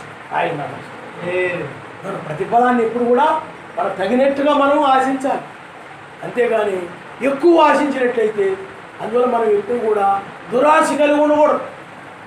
దురాశ ఏం చేయాలి చెప్పండి? పాపాన్ని నడిపిస్తుంది. అందువల్లే మనకి ఎవరైనా డబ్బులు ఇవ్వాలనుకుంటుంది, ఒక 100 రూపాయలు ఇవ్వాలనుకుంటుంది, వాడు మర్చిపోయి 200 ఇచ్చారనుకోండి, నువ్వు ఆశ కలిగి ఉన్నావు అనుకోండి, నాకు 100 రూపాయలు ఇవ్వాలి కదా, ఇస్తే బాగుండను అనుకుంది. ఆ 100 వచ్చేది 200 అనుకో, 100 ఇష్టం వచ్చింది. అప్పుడు ఇది కూడా నేను ఉంచుకుంటే బాగుంటుంది, దురాశ వచ్చింది.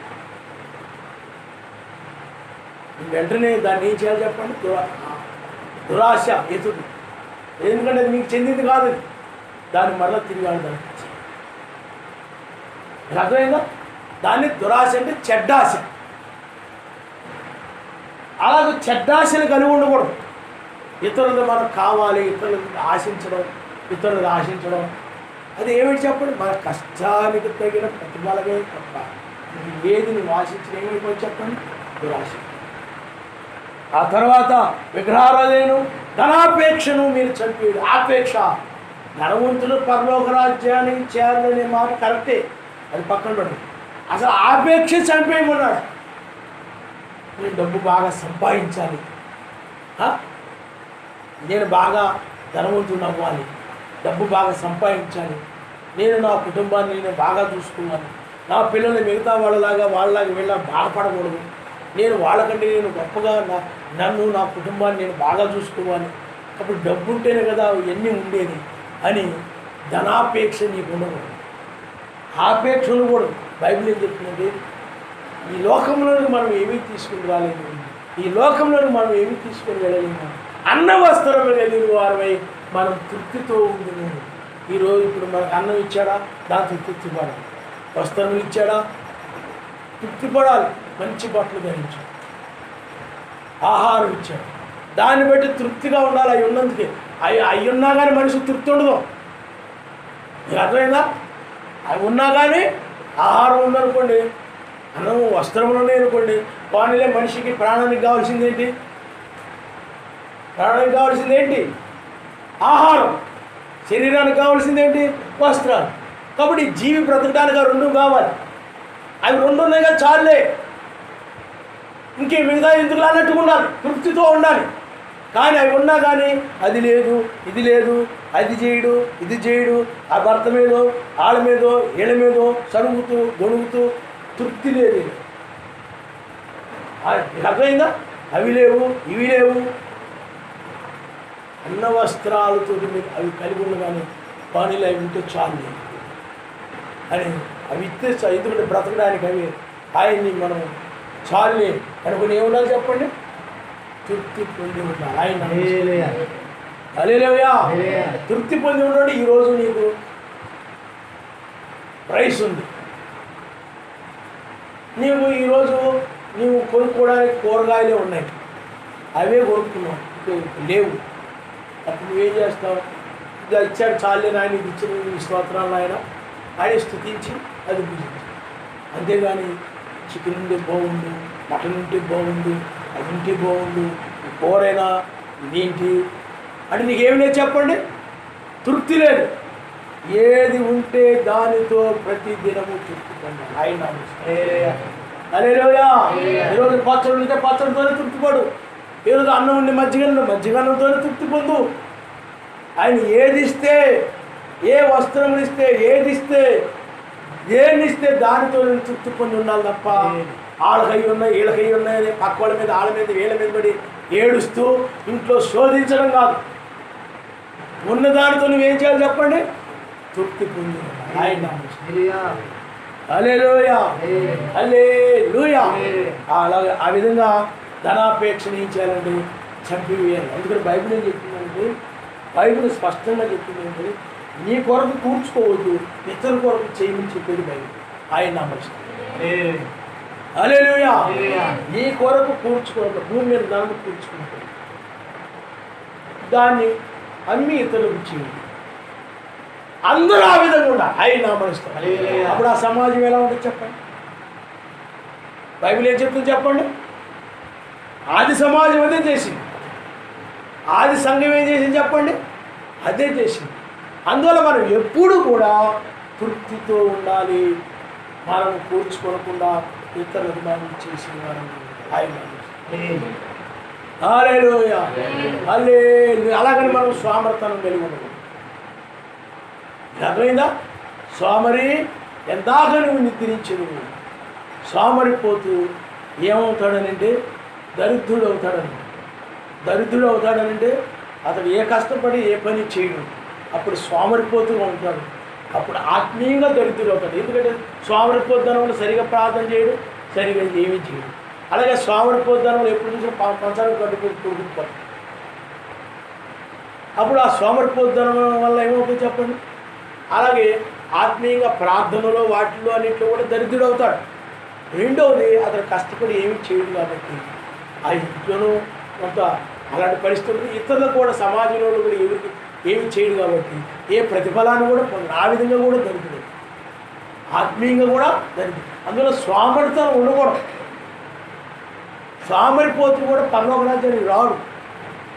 అసలు స్వామరిపోతే ఏం చేస్తాడు చెప్పండి, కాసేపు పడుకుంటే బాగుండు, కాసేపు పడుకుంటే బాగుండు, ఖాళీ సమయం దొరికిందంటే మంచం ఎక్కేస్తాడు, మంచమే కొడుకుంటాడు, సమయం దొరికిందంటే మంచం ఎక్కాడు. సోమరితనం.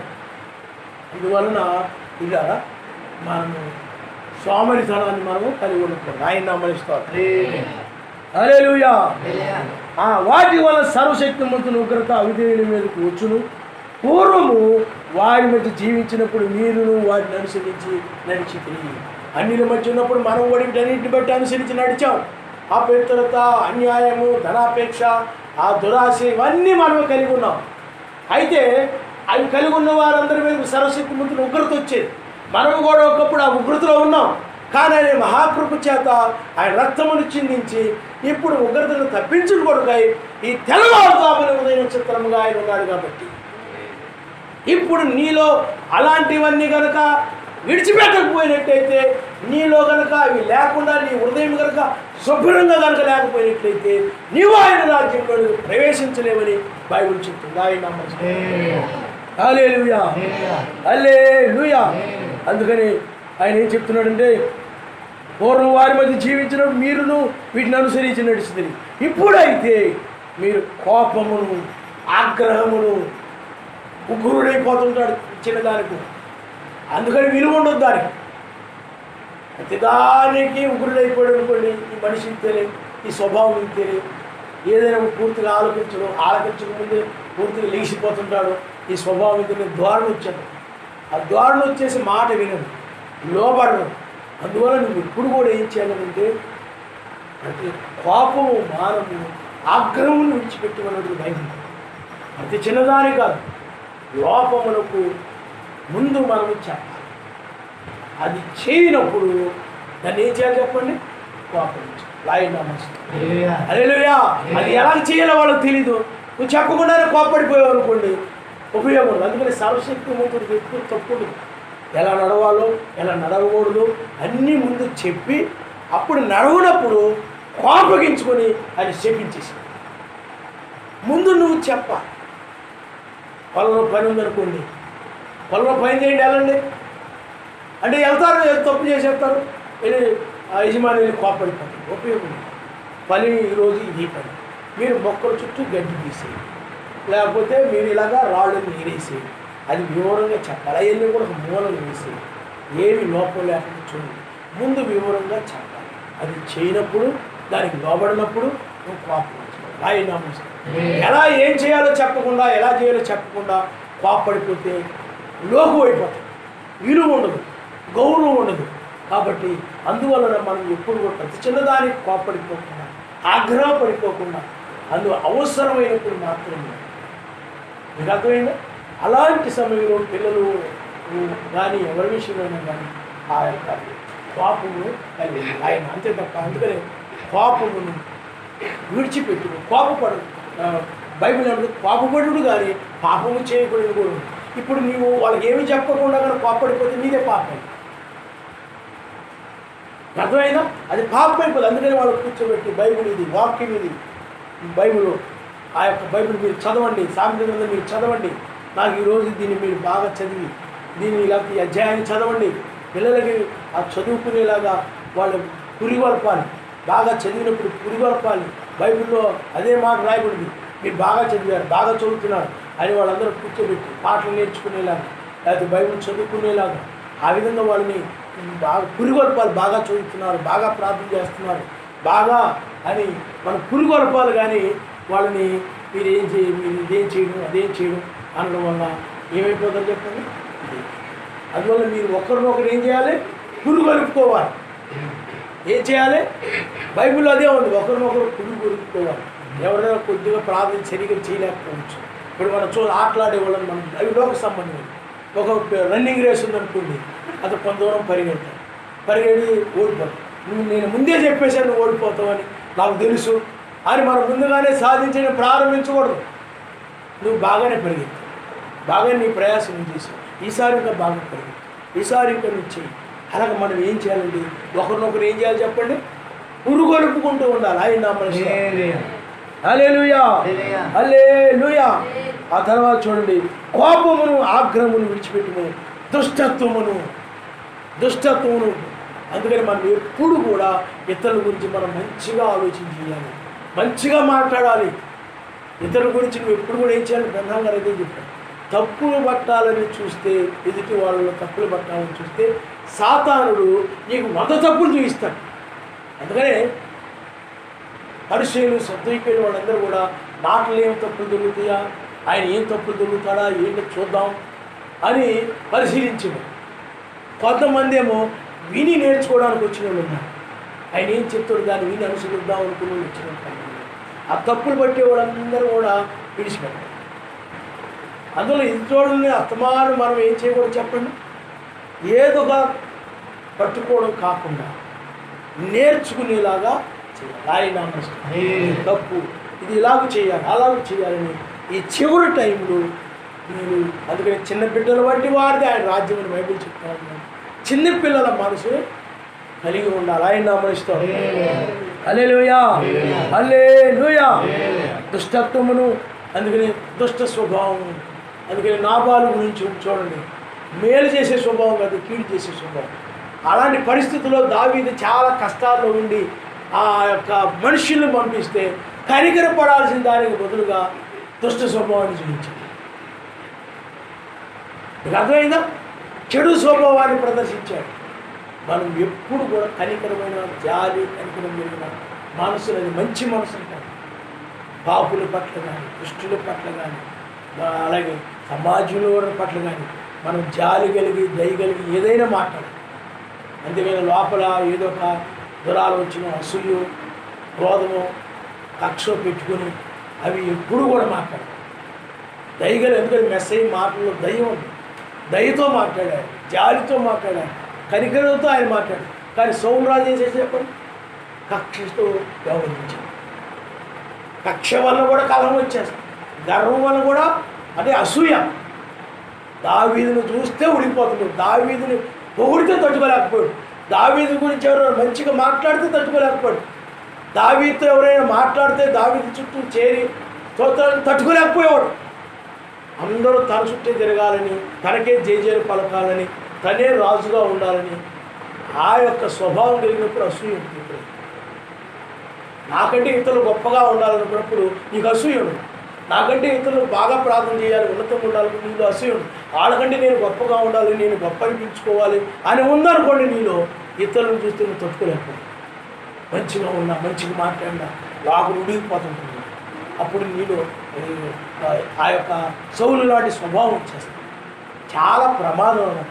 అందువల్ల మనం ఇప్పుడు కూడా ఏం చేయాలంటే, నేను అక్కడ ఉన్నప్పుడు కూడా సమాజంలో వాళ్ళు కానీ మా వాళ్ళు కానీ నాకంటే గొప్పగా ఉండాలి, ఉన్నతంగా ఉండాలి, వాళ్ళ కోసం నేను ఏదైనా చేయాలి, వాళ్ళ కోసం నేను ఏదైనా కష్టపడాలి అని నేను బయటకు వెళ్ళి రాత్రులు కూడా పనిచేసి, మీకు అర్థమైందా? ఎందుకు అనంటే మనం ఎప్పుడు కూడా ఇతరులు గొప్పగా ఉన్నతంగా ఉండాలని ఆలోచన మనం రాయడం. వాళ్ళకంటే నేను గొప్ప ఉండాలని ఉండకూడదు. మెస్సయ్యలాగా లేడు ఆయన, మెస్సయ్యలాగా. అందుకనే చూడండి, తన గురించి ఆయన ఆలోచించుకోలేదు, ఇతరుల గురించి ఆయన ఆలోచించాడు. అందువల్ల తన శరీరం గురించి ఆలోచించినట్లయితే, తన ప్రాణం గురించి ఆలోచించినట్లయితే ఆయన సిలువ వేయించుకోడు. ఆయన కొడ దెబ్బలు తినడు. అది ప్రేమ అనేది ఎప్పుడు కూడా ఇతరుల గురించి ఆలోచిస్తుంది. ప్రేమ అది సర్వశక్తిమంతుడి ప్రేమ. తన గురించి తాను ఆలోచించుకునేది మానవ ప్రేమ. తన శరీరాన్ని తను ప్రేమించుకుంటున్నాడు. తన శరీరాన్ని తను ఏం చేస్తుందో చెప్పండి, ప్రేమించుకుంటూ ఉన్నాడు. అందువల్ల ఎప్పుడు కూడా మనము నాకంటే గొప్పగా ఉన్నతంగా ఉండాలి, ప్రార్థనలో భక్తులు అన్నింటిలో ఉండాలన్నప్పుడు నీవు వాళ్ళు గొప్పగా ఉండి సంతోషపడుతుండాలి, ఆనందిస్తూ ఉండాలి తప్ప అసూయ పడాలి. అసూయ అనేటువంటిది చాలా ప్రమాదకరమైనది. అసూయ కలిగిన వారు, ద్వేషం కలిగిన వారు, క్రోధం కలిగిన వారు బైబిల్లో ఇంకా ఉన్నాయి, చూపించిన అవ్వట్లేదు, ఇచ్చివారు నిత్యరాజ్యంలోనే ప్రవేశించలేదు. కాబట్టి అవన్నీ విడిచిపెట్టేసి నువ్వు ప్రేమతో ఉండాలి. ఆ పరిమళ వాసన నువ్వు ఎదచాలా. ఆయన నామనిస్తావు. హల్లెలూయా. ఆయన బైబిల్లో సమర స్త్రీతో ఎలా మాట్లాడుతూ, ఆమె పాపాత్మురాలి కానీ ఆయన మంచిగా ఉన్నాడు. పాపాత్మురాలని స్త్రీ వచ్చింది, ఆ పాదముల మీద పడి ఆయన కన్నీరు గార్చింది. ఆ పరిశీలి స్తోత్రుడు మాట్లాడి ఆవిడ ఎలాంటిదో ఎరిగి ఉంటే ఆయన అసలు నిజంగా ఆయన మెస్సీయనా నిజంగా పరిశుద్ధుడైతే, ఆ నీతిమంతుడైనట్లయితే అలాగ మాట్లాడాడు. కానీ ఆయన ఏం చేసేది అంటే, ఆయన వచ్చి పశ్చాత్తాపడి కన్నీరు గార్చి ఏడుస్తూ ఉంటే, అమ్మా నీ విస్తారం ఏడ్చి విస్తార పాపం చెబుతాడు ఆయన. హల్లెలూయా. ఆయన ఆ విధంగా ఉన్నాడు. కాబట్టి పిల్లలు మనము ఈ చివరి కాలంలో చాలా జాగ్రత్తగా ఉండాలి. అలాగే ఒకరితో ఒకడు మీరు అబద్ధమాడుకుడి, మీ నోట బూతులు రాయకుడి అన్నాడు. ఒకరితో ఒకడు అబద్ధం ఆడుకుడి, ఒకరి మీద ఒకడు అబద్ధము ఆడుకుడి. ఆ అబద్ధం అందుకని సాతాను ఏం చేశాడు చెప్పండి, అబద్ధం చెప్పాడు. అబద్ధ బోధలు ఉన్నాయి, అబద్ధ సంఘాలు ఉన్నాయి. అందువల్ల అబద్ధ బోధలు, అబద్ధ సంఘాలు, అబద్ధ సిద్ధాంతాలు, అందులో అబద్ధములు అనేటువంటి వాటిని ఉండకూడదు. అట్టివాడు అబద్ధికుడు ఆయన రాజ్యానికి ప్రవేశించాడు. అందుకని కొంతమంది నోరు తెరిస్తే అబద్ధం వచ్చాడు. నోరు తెరిస్తే వెంటనే ఎందుకు ఆలస్యమైందంటే దానికి వెంటనే కథల్ని చెప్పేస్తాను. పిల్లలు బయటికి వెళ్ళారనుకోండి, ఎందుకు ఆలస్యమైంది అనుకోండి, పిల్లలు కానీ ఎవరి పిల్లలైనా కానీ సహజంగా చెప్తున్నారు. ఎందుకు ఆలస్యమైందంటే బడికి వస్తున్నారు అనుకోండి, లేటుగా వస్తారు. ఎందుకు ఆలస్యమైంది కథల్ని చెప్పారు. దారిలో వస్తున్నారు, అక్కడ విడిపడ్డాడు, ఇలా అన్నాడు, అలా అన్నాడు, వాడి నుండి నేను తప్పించి కథలు వేస్తాడు. వాడు ఇంకొక వ్యవహారం. ఆ విధంగా ఆ కథలను అబద్ధాలు చెప్పడంలో చాలా ఫస్ట్ ఉంటారు చాలామంది. అది దయ్యం, అది సాధారణ. అది నోరు తెరిస్తే అబద్ధాలు, యథార్థం దెబ్బలు తిన్నా కానీ యథార్థంగా మాట్లాడతారు. తప్పు చేసామనుకోండి, అబద్ధం వాడు తప్పించుకోకూడదు, సత్యమే చెప్పాలి. తప్పు చేస్తే తప్పు చేసేది. ఒక దెబ్బ కొట్టారుకో, ఆ దెబ్బ తిన్నా పర్లేదు, నిత్య శిక్ష నుండి తప్పించుకుంటావు. ఆయన నామనిస్తాడు. హల్లెలూయా. నిత్య శిక్షలోకి వెళ్ళడం కంటే ఒక దెబ్బ తినడం మంచిది. అంతేగాని అబద్ధాలాడి ఈ తాత్కాలికమైన దెబ్బలు తప్పించుకోవచ్చు, కానీ నిత్య శిక్షను తప్పించుకోలేవు. కాబట్టి నోరు తెరిస్తే ఆడకూడదు. నిజముగా నీవు ఉండాలి, ఆయన సత్యముగా నీవు ఉండాలి, వాక్యముగా నీవు ఉండాలి, యథార్థముగా నీవు ఉండాలి. అందువల్ల ఈ చివరి సమయంలో పరిమళ వాసనగా నువ్వు ప్రేమతో వెదజల్లుతూ ఉండాలి. అందువల్ల నీలో ప్రేమ ఉన్నప్పుడు ఇవేమీ ఉండవు, ఈ దుర్గుణాలే ఉండవు. నీలో ప్రేమ స్వరూపిగా నువ్వు కనబడుతుంటావు. అందువల్ల ఎవరు చూసినా అతనిలో ప్రేమ తప్ప మరి ఏమీ అతనిలో నాకు కనబడలేదండి. ప్రేమగా మాట్లాడతాడు, క్షేమంగా మన క్షేమం కోరి మాట్లాడతాడు, ప్రతిదీ క్షేమం కోరే. అలాగా ఆమె కూడా అంతే, ఆయన కూడా అంతే. ఒకరి మాటలో ఒకరేముండాలి చెప్పండి, ప్రేమ కలిగి ఉండాలి. ఆయన మనిషి హల్లెలూయా. ఒకరినొకరు క్షమించుకోవాలి. ఒకరికొకరు ఏదైనా చేస్తాను ఇది చేస్తానంటే దాని విషయంలో నెరవేర్చకపోతే సమాధానపడాలి. ఒకరికొకరు ఇదిగో నాది విషయంలో మాటల్లో తప్పులు ఉన్నట్లయితే నన్ను క్షమించండి. ఎందుకంటే అది నువ్వు చెప్పడం వల్ల నువ్వు క్షమించబడతావు. ఒకరికొకరు పంతానికి వెళ్ళిపోకూడదు, పంతానికి ఉండకూడదు. ఒకవేళ నీ మాటల్లో ఇదిగో నేను ప్రార్థన చేసుకుని పోవడం వల్ల తప్పులు జరిగాయేమో, కానీ నా పక్కనే ఉన్నాయేమో తప్పులు, ఎందుకైనా మంచిది నా తప్పులు నన్ను క్షమించండి, అలాంటి మాటల్లో నేను అలా జారాను, నేను క్షమించండి అని ఒకరికొకరు చెప్పుకొని ఆ యొక్క ధైర్యం కూడా ఉండాలి. లోకం అయిపోతామేమో, మన వంటి విలువ తగ్గిపోతేమో, గౌరవం తగ్గిపోతేమో, ఇంకా అక్కడి నుంచి మనం చిన్నతనంగా చూస్తారేమో. ఆ స్వభావం ఉంటే నువ్వు ఒప్పుకొని సర్వశక్తిమంతుని విషయంలోనే కాదు, మనుషుల విషయంలో నేను చాలాసార్లు వాక్యం చెప్పేటప్పుడు సారీ నేను ఏదో లేట్ అయిపోయినా కానీ ఎందుకు చెప్తాను అని అంటే అవి మీకు కొన్ని అలవాటు అవ్వాలి. అలాగే మీకు కూడా అది ఉండాలి. ఎవరికైనా ఒక పని చేస్తామని చెప్పారు అనుకోండి, ఇది చేసేస్తాం, ఇది వేసేస్తాం, ఇది చేసేస్తాం, అది చేయలేదు అనుకోండి, ఇది చేస్తామన్నా కానీ మేము చేయలేకపోయాము, సారీ అని చెప్పాలి. ఇదిగో నేను ఫలాన్ని పంపిస్తాను, ఫలాన్ని చేస్తాను అనుకో, ఆ వ్యక్తి ఎదురు చూస్తుంటాడు, అయ్యో నేను చేయలేకపోయాను, చెప్పలేకపోయాను, మీకు నేను దాన్ని చేయలేకపోయాను, సారీ. అలాగే ఒకరికొకరు క్షమించండి అని చెప్పుకునేటువంటి అది ప్రేమ. అది నువ్వు చెప్పుకోలేదనుకో అది నీకే నష్టం. ఇది ప్రేమ కలిగి నేను ఎందుకు చెప్పాలి, నేను చెప్పను, నేను చెప్పుకోను అంటే నువ్వే నడకడానికి వెళ్ళిపోయి వాళ్ళు క్షమించకపోని అని అర్థమైందా. సర్వశక్తిమంతుని విషయంలోనూ ఉండాలి, మనుషుల విషయంలో కూడా ఉండాలి. అలాగా ఆ విధంగా మీరు ఒకరిని ఒకరు ఏమైనా దొరికినప్పుడు మాటల్లో కానీ క్రియల్లో కానీ ఒకరికొకరు మాట ఇచ్చి తప్పిపోవడంలో కానీ వేటిలోనైనా కానీ ఉన్నట్లయితే ఒకరినొకరు అయ్యో ఈ మాట ఇచ్చాను చేయలేకపోయాను, ఈ మాట ఇచ్చాను నేను చేయలేకపోయాను అని చెప్పి క్షమించండి అని ఒకరినొకరు చెప్పి ఆయన హల్లెలూయా. నాకు మా ఇంటి దగ్గర ఒక ఆయన తడికి కడుతున్నాం, మేము తడికి కడతానన్నాం, మాకు చుట్టూరు తడికి తాటేకలేసి కడతానని చెప్పాడు. ఆయన కడతానని చెప్పి రేపు వచ్చి కట్టేస్తాను, రాలేదు. 2 రోజులు చూసాం, 3 రోజులు చూసాం, ఏమీ కబురు లేదు, ఏమీ జవాబు చెప్పట్లేదు. సరే అని చెప్పి అప్పుడు మా నాన్నగారు మేము కలిసి తడి కట్టడం ప్రారంభించాం. తడి కట్టడం ప్రారంభిస్తే ఆ మధ్యలో కట్టేది వచ్చి అప్పుడు ఆయన అన్నాడు, సారీ అండి, అది అన్యుడే కానీ అతడు ఆ పని చేయలేకపోయినా అన్నమాట నేను చేయలేకపోయినా బాగుంది అతడు. అది ఎప్పుడులాగా ఫోన్లు లేవు, ఏమీ లేవు, ఏదో ఊరు వెళ్ళిపోయాడు అనుకోకుండా వచ్చేసాడు. వచ్చి సారీ అండి నేను చేయలేకపోయానండి, మీ పక్క తోలండి, నేను చేస్తానండి అని నన్ను పక్కకు చూసేసి అది మొత్తం పూర్తిచేసి ఇంకేముంటే చెప్పండి మరలా నేను పనులు తెచ్చేస్తాను. అలాంటి మంచి మనసు కలిగి ఉండాలి తప్ప నేను చెప్పాను కదా వస్తానని కానీ అయినా కానీ వాళ్ళే చేసేసుకుంటున్నారు, 2 రోజులు లేట్ ఏమైపోతుంది, 4 రోజులు లేట్ అయిపోతుంది ఆయన మొహం ముడుచుకొని వెళ్ళలేదు. ఆయన విశాల స్వభావం ఉండాలి. ఆయన నా మనసు నేను అన్నాను కదా, మరి వాళ్ళు ఎదురు చూసి అది అవసరమై మరి అది అవసరం కదా అందుకని చేసుకున్నాను నేను, కాబట్టి ఇది నాదే కదా ఇది అని అది దాని విషయంలో మంచి మనసు కలిగి సమాధానం పడి పశ్చాత్తాపడి అది చేయడం అనేది ఉండాలి. ఆయన నా మనసు అదేముంది ఇదేముందిలే అని అనుకోకూడదు. ఇవన్నీ నీ వ్యక్తిగత జీవితంలో నష్టాన్ని కలుగు చేస్తాయి. మనం ఏదైనా ఒకటి కనుక చేస్తామో చేయకపోతే ఒక రాయి ఉండేవాడు. ఆయన ఏం చెప్తున్నాడంటే నేను యథార్థంగా సంపాదించాను, యథార్థంగా మీకు జీతాలు ఇస్తున్నాను, నేను ఇచ్చే జీతము డబ్బులు మీకు కుటుంబానికి పూర్తి ఉపయోగపడుతుంది తప్ప ఏ విధంగా కూడా దుర్వినియోగం ఉంటుంది. మనం కనుక కరెక్ట్గా ఉన్నట్లయితే ఖచ్చితంగా ఉన్నట్లయితే మన ఏవి కూడా మన దుర్వినియోగం కాకుండా వ్యర్థం కాకుండా ఉంటుంది మన డబ్బు కానీ ఏమైనా కానీ. అందువల్ల మనం ప్రతి విషయంలో కూడా ఏ విధంగా ఉండాలి చెప్పండి, అన్ని విషయాలలో ప్రతి చిన్న విషయంలో కూడా ఖచ్చితంగా ఉండాలి. నేను ఎప్పటికీ బాధపడతాను, ఈ బ్రదర్ వాళ్ళు వచ్చేటప్పుడు ఆ టయానికి డ్రింక్ మర్చిపోతుంటాను, అయ్యో వెళ్ళేటప్పుడు గుర్తుకొచ్చేస్తుంది, వెళ్ళిపోయా గుర్తుకొచ్చారు, ఇప్పటికీ బాధపడిపోతుంటారు. బ్రదర్ సారీ బ్రదర్ అంటారు.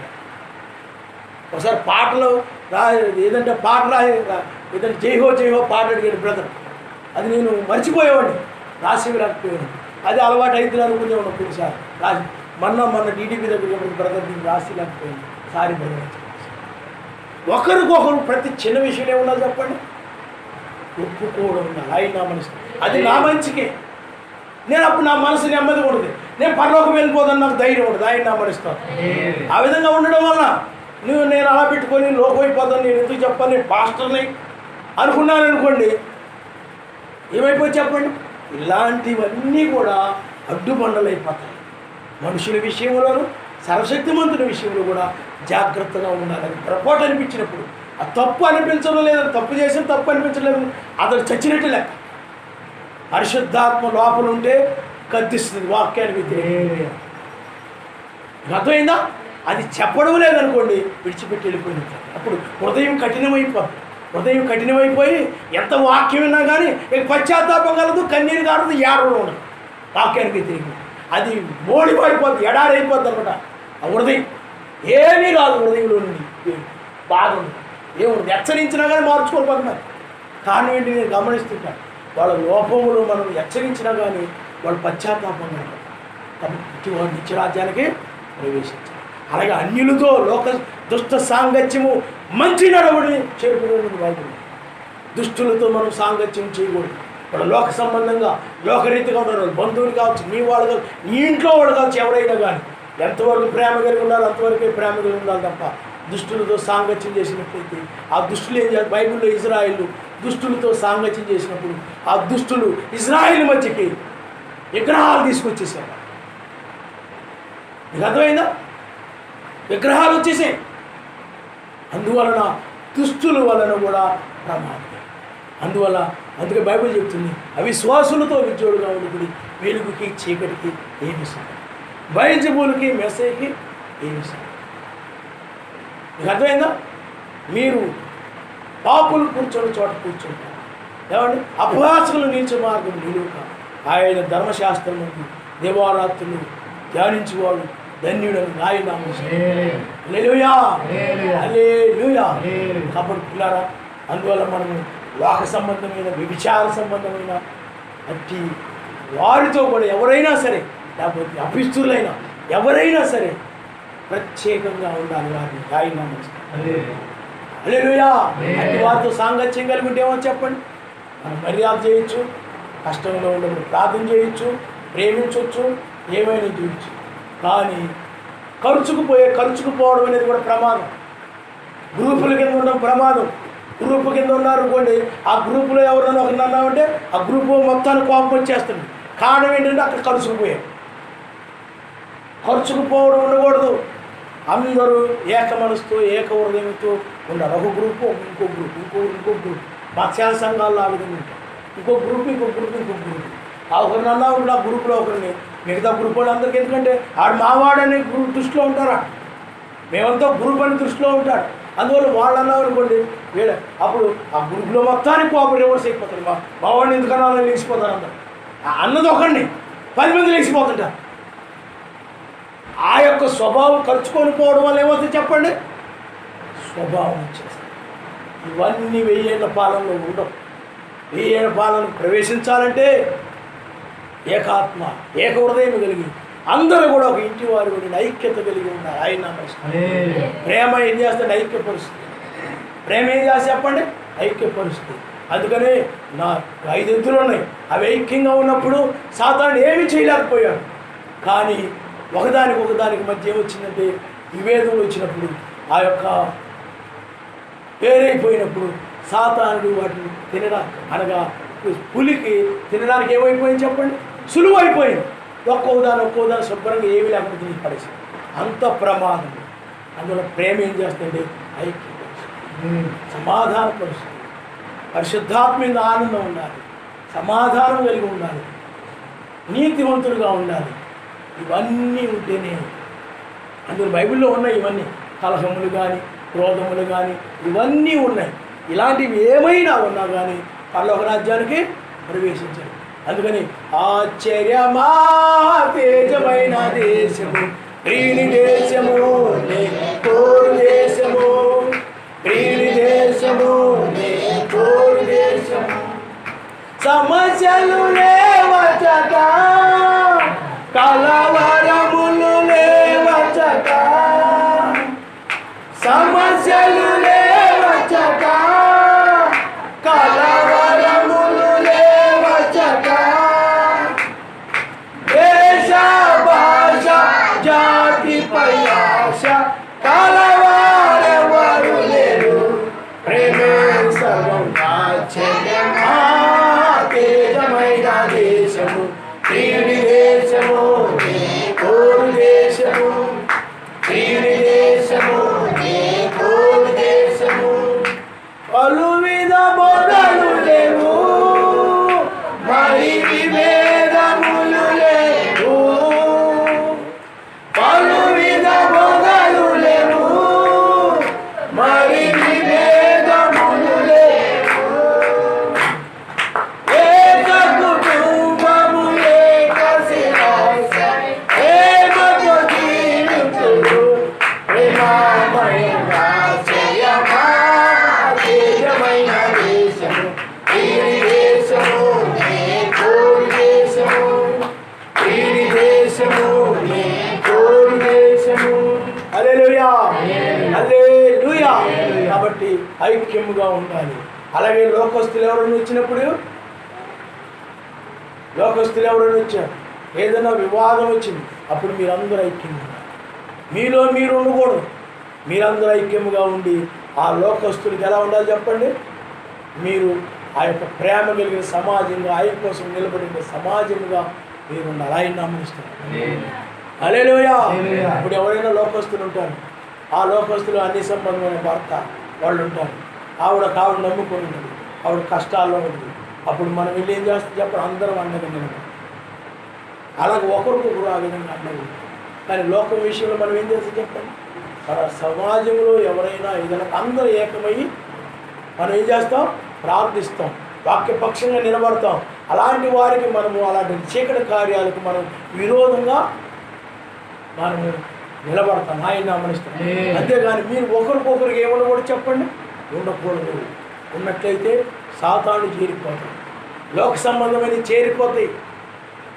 మీకు అర్థమైందా? లోక సంబంధమైన చేరిపోతాయి. సాతాను మెల్లగా తినడంగా ఈ అపవిత్రమైన వాటి ద్వారానో టీవీల ద్వారానో సినిమాల ద్వారానో పాటల ద్వారానో లేకపోతే విగ్రహారాధన ద్వారానో అన్ని సంబంధమైన మనుషుల ద్వారానో మత్స్యాక్షమైన మనుషుల ద్వారానో వాడు మెల్లమెల్లగా ఆక్రమించేస్తారు. ప్రమాదం పడిపోతారు. ఆ యొక్క పులి ఆ విధంగానే వచ్చి ఒక్కొక్క గిద్దుని తినడం ఆరంభించింది. అందువల్ల మీరు బలముగా ప్రార్థన చేయాలి. ఒకరి పట్ల ఒకరు సమాధానము కలిగి ఉండాలి. నీతిమంతులుగా ఉండాలి. ఇతరుల విషయంలో నీతిగా జీవించాలి. నీతిగా ఉండాలి. ఆయన వాక్యం అనుసరించడమే నీతి. అందుకని ఆ రోజుల్లో యోబు నీతిమంతుడైంది. సర్వశక్తిమంతుడికి భయపడి చెడుతనమును విసర్జించిన వాడు. సర్వశక్తిమంతుడు మనం భయపడి ఏం చేయాలి చెప్పండి. చెడుతనాన్ని విసర్జించాలి. వాక్య వ్యతిరేకమైన ఏమనంటే విసర్జించాలి. గర్వమును లోక మాటలను అక్కడ వీధుల్లో డ్యాన్సులు వేస్తుంటే అక్కడ పరిగెత్తడం మానేయాలి. ప్రతి విషయంలో కూడా ఏ విధంగా ఉండాలి చెప్పండి. వాక్యం మీద నిలబడి అట్టి వాటికి దూరంగా ఉండాలి. పరిశుద్ధులుగా ఉండాలి. ఇప్పటి వరకు మీ పిల్లలు మీరు గమనించండి. పరిశుద్ధత సరిపోదు, అతి పరిశుద్ధులుగా ఉండాలి. మీకు ఆయన అంటే ఆలోచనలో కూడా పరిశుద్ధులుగా ఉండాలి. ఎత్తపడాలి. ఎందుకంటే ఆలోచనలో కూడా పాపం రాజ్యం. ఆలోచనలో కూడా పరిశుద్ధులుగా ఉండాలి. అందువల్ల మనం పాపుల పక్షంగా అపిత్రుల పక్షంగా అవి సమర్థిస్తూ వాటి పక్షంగా మనం నిలబడదు. వాక్యపక్షంగా మనం తప్పు చేసిన ఏముందండి, లోకంలో ఎవరు చేయట్లేదు. విగ్రహాంతి తప్పు ఏముంది, అందరు చేస్తున్నారు కదా. అందరూ చూస్తున్నారు కదండి. డ్యాన్సులు రోడ్డు మీద ఎత్తే పాటలు వింటున్నారు కదా. సినిమాలు తెరగట్టి అక్కడ అందరూ చూస్తున్నారు కదా. తప్పు ఏముందండి. పాపాన్ని మనం ఎప్పుడు కూడా ఏం చేయకూడదు చెప్పండి, సమర్థించాలి. ఆయన నమస్తే. హల్లెలూయా హల్లెలూయా. కాబట్టి మనం ఏ విధంగా ఉండాలి? వాక్యపక్షంగా నిలబడాలి. వాక్యపక్షంగా నిలబడడమే సర్వశక్తిమంతుడి పక్షంగా నిలబడడం. ఎందుకంటే పిల్లారా, ఆ రాజ్యాన్ని ఏదైనా పోగొట్టుకోవచ్చు, కానీ మన ఆస్తులు పోగొట్టుకోవచ్చు, కుటుంబాలు పోగొట్టుకోవచ్చు, ప్రాణాలు పోగొట్టుకోవచ్చు, ఏమైనా పోగొట్టుకోవచ్చు. వాక్యం కోసం ఆ రాజ్యాన్ని మాత్రం పోగొట్టు ఆయన నామస్తు. హల్లెలూయా, హల్లెలూయా. అందువల్ల ఈనాడు యొక్క అసూయలు, ద్వేషములు, క్రోధములు, కోపములు, కక్షలు, అతి అపవిత్రమైన మాటలు, వాటిని వీటిని బట్టి ఎక్కడ చూసినా కానీ గలిబిలి గందరగోళాలు ఉంటాయి. అన్నిల మధ్య అవి మన మధ్య ప్రేమ మాత్రమే ఉంటాయని. ఆ ప్రేమ ఏం చేయాలి చెప్పండి? క్షమిస్తుంది. ఇతరుల పట్ల అసూయపడు, ఇతరులు చూసి కుళ్ళుకోదు, ఏడవదు, చదువుకోదు. అబ్బో ఏదో పెద్ద భక్తులు అనుకుంటున్నాడు, అబ్బో ఈయన పెద్ద ప్రార్థన పరుడు అనుకుంటున్నాడు, ఇప్పుడు పెద్ద భక్తురాలే బయలుదేరుతున్నాడు, ఏదో మాహుడి ఏదో అని వాళ్ళ మీద ఏళ్ళ మీద పడి ఏడుతూ సరుకుతూ ఉండకూడదు. సంతోషపడాలి, సంతోషపడే మనసు కలిగి ఉండాలి. ఆయన నామరుస్తాడు. హల్లెలూయా, హల్లెలూయా. అందుకని ఎప్పుడు కూడా నీవు ఇతరుల గురించి ప్రార్థించడం ఉండాలి. రెండోది, అందుకని బైబిల్ చెప్తుంది, లోకస్తుల జోలికి వెళ్ళదు, అన్యుల జోలికి, మత్స్యాగ సంఘాల జోలికి వెళ్ళదు. మొదటి రాకుండా ఏం చెప్పాడనంటే, మీరు పిల్లారా, మొదటి రాకడలో ఇజ్రాయేలుతో ఆయన మాట్లాడి ఇజ్రాయేల్ ఆయన రక్షించి తీసుకువెళ్ళాలని ఇచ్చాడు. కానీ వారు నిరాకరించడం వల్ల ఆయన కృప మనకు వచ్చేసింది. ఇప్పుడు అన్నిలో కూడా సువార్తను ముగించండి. ఇంకా అన్యాయం చేయమని ఇంకా అన్యాయం చేయని, అపిత్రుని ఇంకా అపిత్రుగా ఉండనేమో, మోసం చేసేవాడు మోసం చేయని, దుర్మార్గం చేసేవాడిని చేయని, అసూయతో ఉండేవాడు ఉండని, వాళ్ళు అలా ఉండని. నీవు సహనం కలిగి, ఓర్పు కలిగి, వారి మీద నువ్వు ఏ విధమైన సనుగు ముందు ఏమీ లేకుండా నీ భక్తిని నువ్వు కాపాడుకొని నీవు పరలోక రాజ్యానికి వెళ్ళిపోవాలి. ఆయన ఎందుకంటే లోకాన్ని వదిలేశాడు, ఆయన దురాత్మకు వదిలేశాడు. ఎవరైనా ఆయన ఏర్పాటు ఉంటే ఆయన తీసుకొస్తాడు. నీ భక్తిని మీరు కాపాడుతున్నారు. లోతు అని, లోతు చూడండి, ఆయన భార్య, అందుకనే లోతు భార్య విడిచిపెట్టబడే వారికి సాదృశ్యం. ప్రపంచంలో ఎవరైతే విడిచిపెట్టబడతారో వాళ్ళకి పోలికగా ఉండాలి. లోతు కొనుక్కోబడే వారికి పోలికగా ఉండాలి. కాబట్టి ఆ లోతు భార్య వెనక తిరిగినా కానీ అయ్యో అయ్యో అనుకుంటే వెనక్కి వెళ్ళలేదు. తను రక్షణ తను చూసాడు. ఇప్పుడు కూడా నువ్వు అదే, వాళ్ళ గురించి వీళ్ళ గురించి ఆలోచించడం కాదు. నీవు రక్షించబడతావా లేదా దాని గురించి భయపడి రక్షించబడాలని దాని మీద గురి పెట్టు. ఆ గురి కలిగి ఉండి నువ్వు తప్పించుకోవాలని గురి కలిగి ఉండాలి. నీ గురి ఏదో విధంగా నేను ఒకరితో తప్పించుకోవాలి, వాక్య వ్యతిరేకమైన విడిచిపెట్టేసేయాలి. ఆ గురి కలిగి ఉండాలి తప్ప వేరే గురి ఉండకూడదు. రక్షించబడాలని గురి. వీళ్ళు చాలామంది ఏం చేస్తారు, నేను ఫలాని క్రికెట్ ప్లేయర్లా అవ్వాలి వాళ్ళని గురిగా పెట్టుకుంటాను. ఫలానా ఫ్రెండ్ ఉన్నాడు, ఆ ఫ్రెండ్ లాగా నేను కూడా జుట్టుకొని తెచ్చుకోవాలి, వాళ్ళలాగా బట్టలు వేసుకోవాలి, వాళ్ళలాగా దిగాలి, వాళ్ళని గురిగా పెట్టుకుంటారు కొంతమంది. సినిమా వాళ్ళని గురిగా పెట్టుకుంటారు కొంతమంది. లేకపోతే కొంతమంది సినిమా హీరోయిన్లు ఆడవాళ్ళు గురిగా పెట్టి ఆడలాగా ఉండాలి, ఆడలాగా ఉండాలి. అవి కాదు మనం గురిగా పెట్టి గోల్, అది కాదు మన గోల్, మన లక్ష్యం అది కాదు. నీతి, సమాధానం, పరిశుద్ధాత్మకుల ఆనందం కలిగి ఉండడమే నీ గురి. ఆయన నేను అది కలిగి ఉండాలి, దాన్ని పొందుకోవాలని గురి ఉండాలి. కొంతమంది పెద్ద ఉద్యోగస్తులు అవ్వాలనుంది, కలెక్టర్ అవ్వాలనుంది, డాక్టర్ అవ్వాలనుంది, లేకపోతే ఇంకోటి గురి కలిగి ఉంటాను. కానీ నీ గురి ఏంటంటే ఇది. అవి ఏమైనా ఉంటే ఆయన ఏర్పాట్లు ఉంటే ఇస్తాడు. మనం ఈ గురి కలిగి ఉంటే మిగతా ఆయన చూసుకుంటాడు. కాబట్టి ఈ గురి నువ్వు ఎప్పుడు విడిచిపెట్టకూడదు. ఆయన నామస్కారం. హల్లెలూయా, హల్లెలూయా. తల ఉంచుకోండి, మనం ప్రార్థన చేసుకుందాం. ఆయన నామస్కారం. పరిమళముగా ఉండాలి, పరిమళముగా ప్రతి ఒక్కరు కూడా ప్రేమ సువాసన వెదజల్లుతూ ఉండాలి తప్ప అసూయ, ద్వేషము, అపరితతో ఆ మురికి వాసన వెదజల్లుతూ ఉండకూడదు.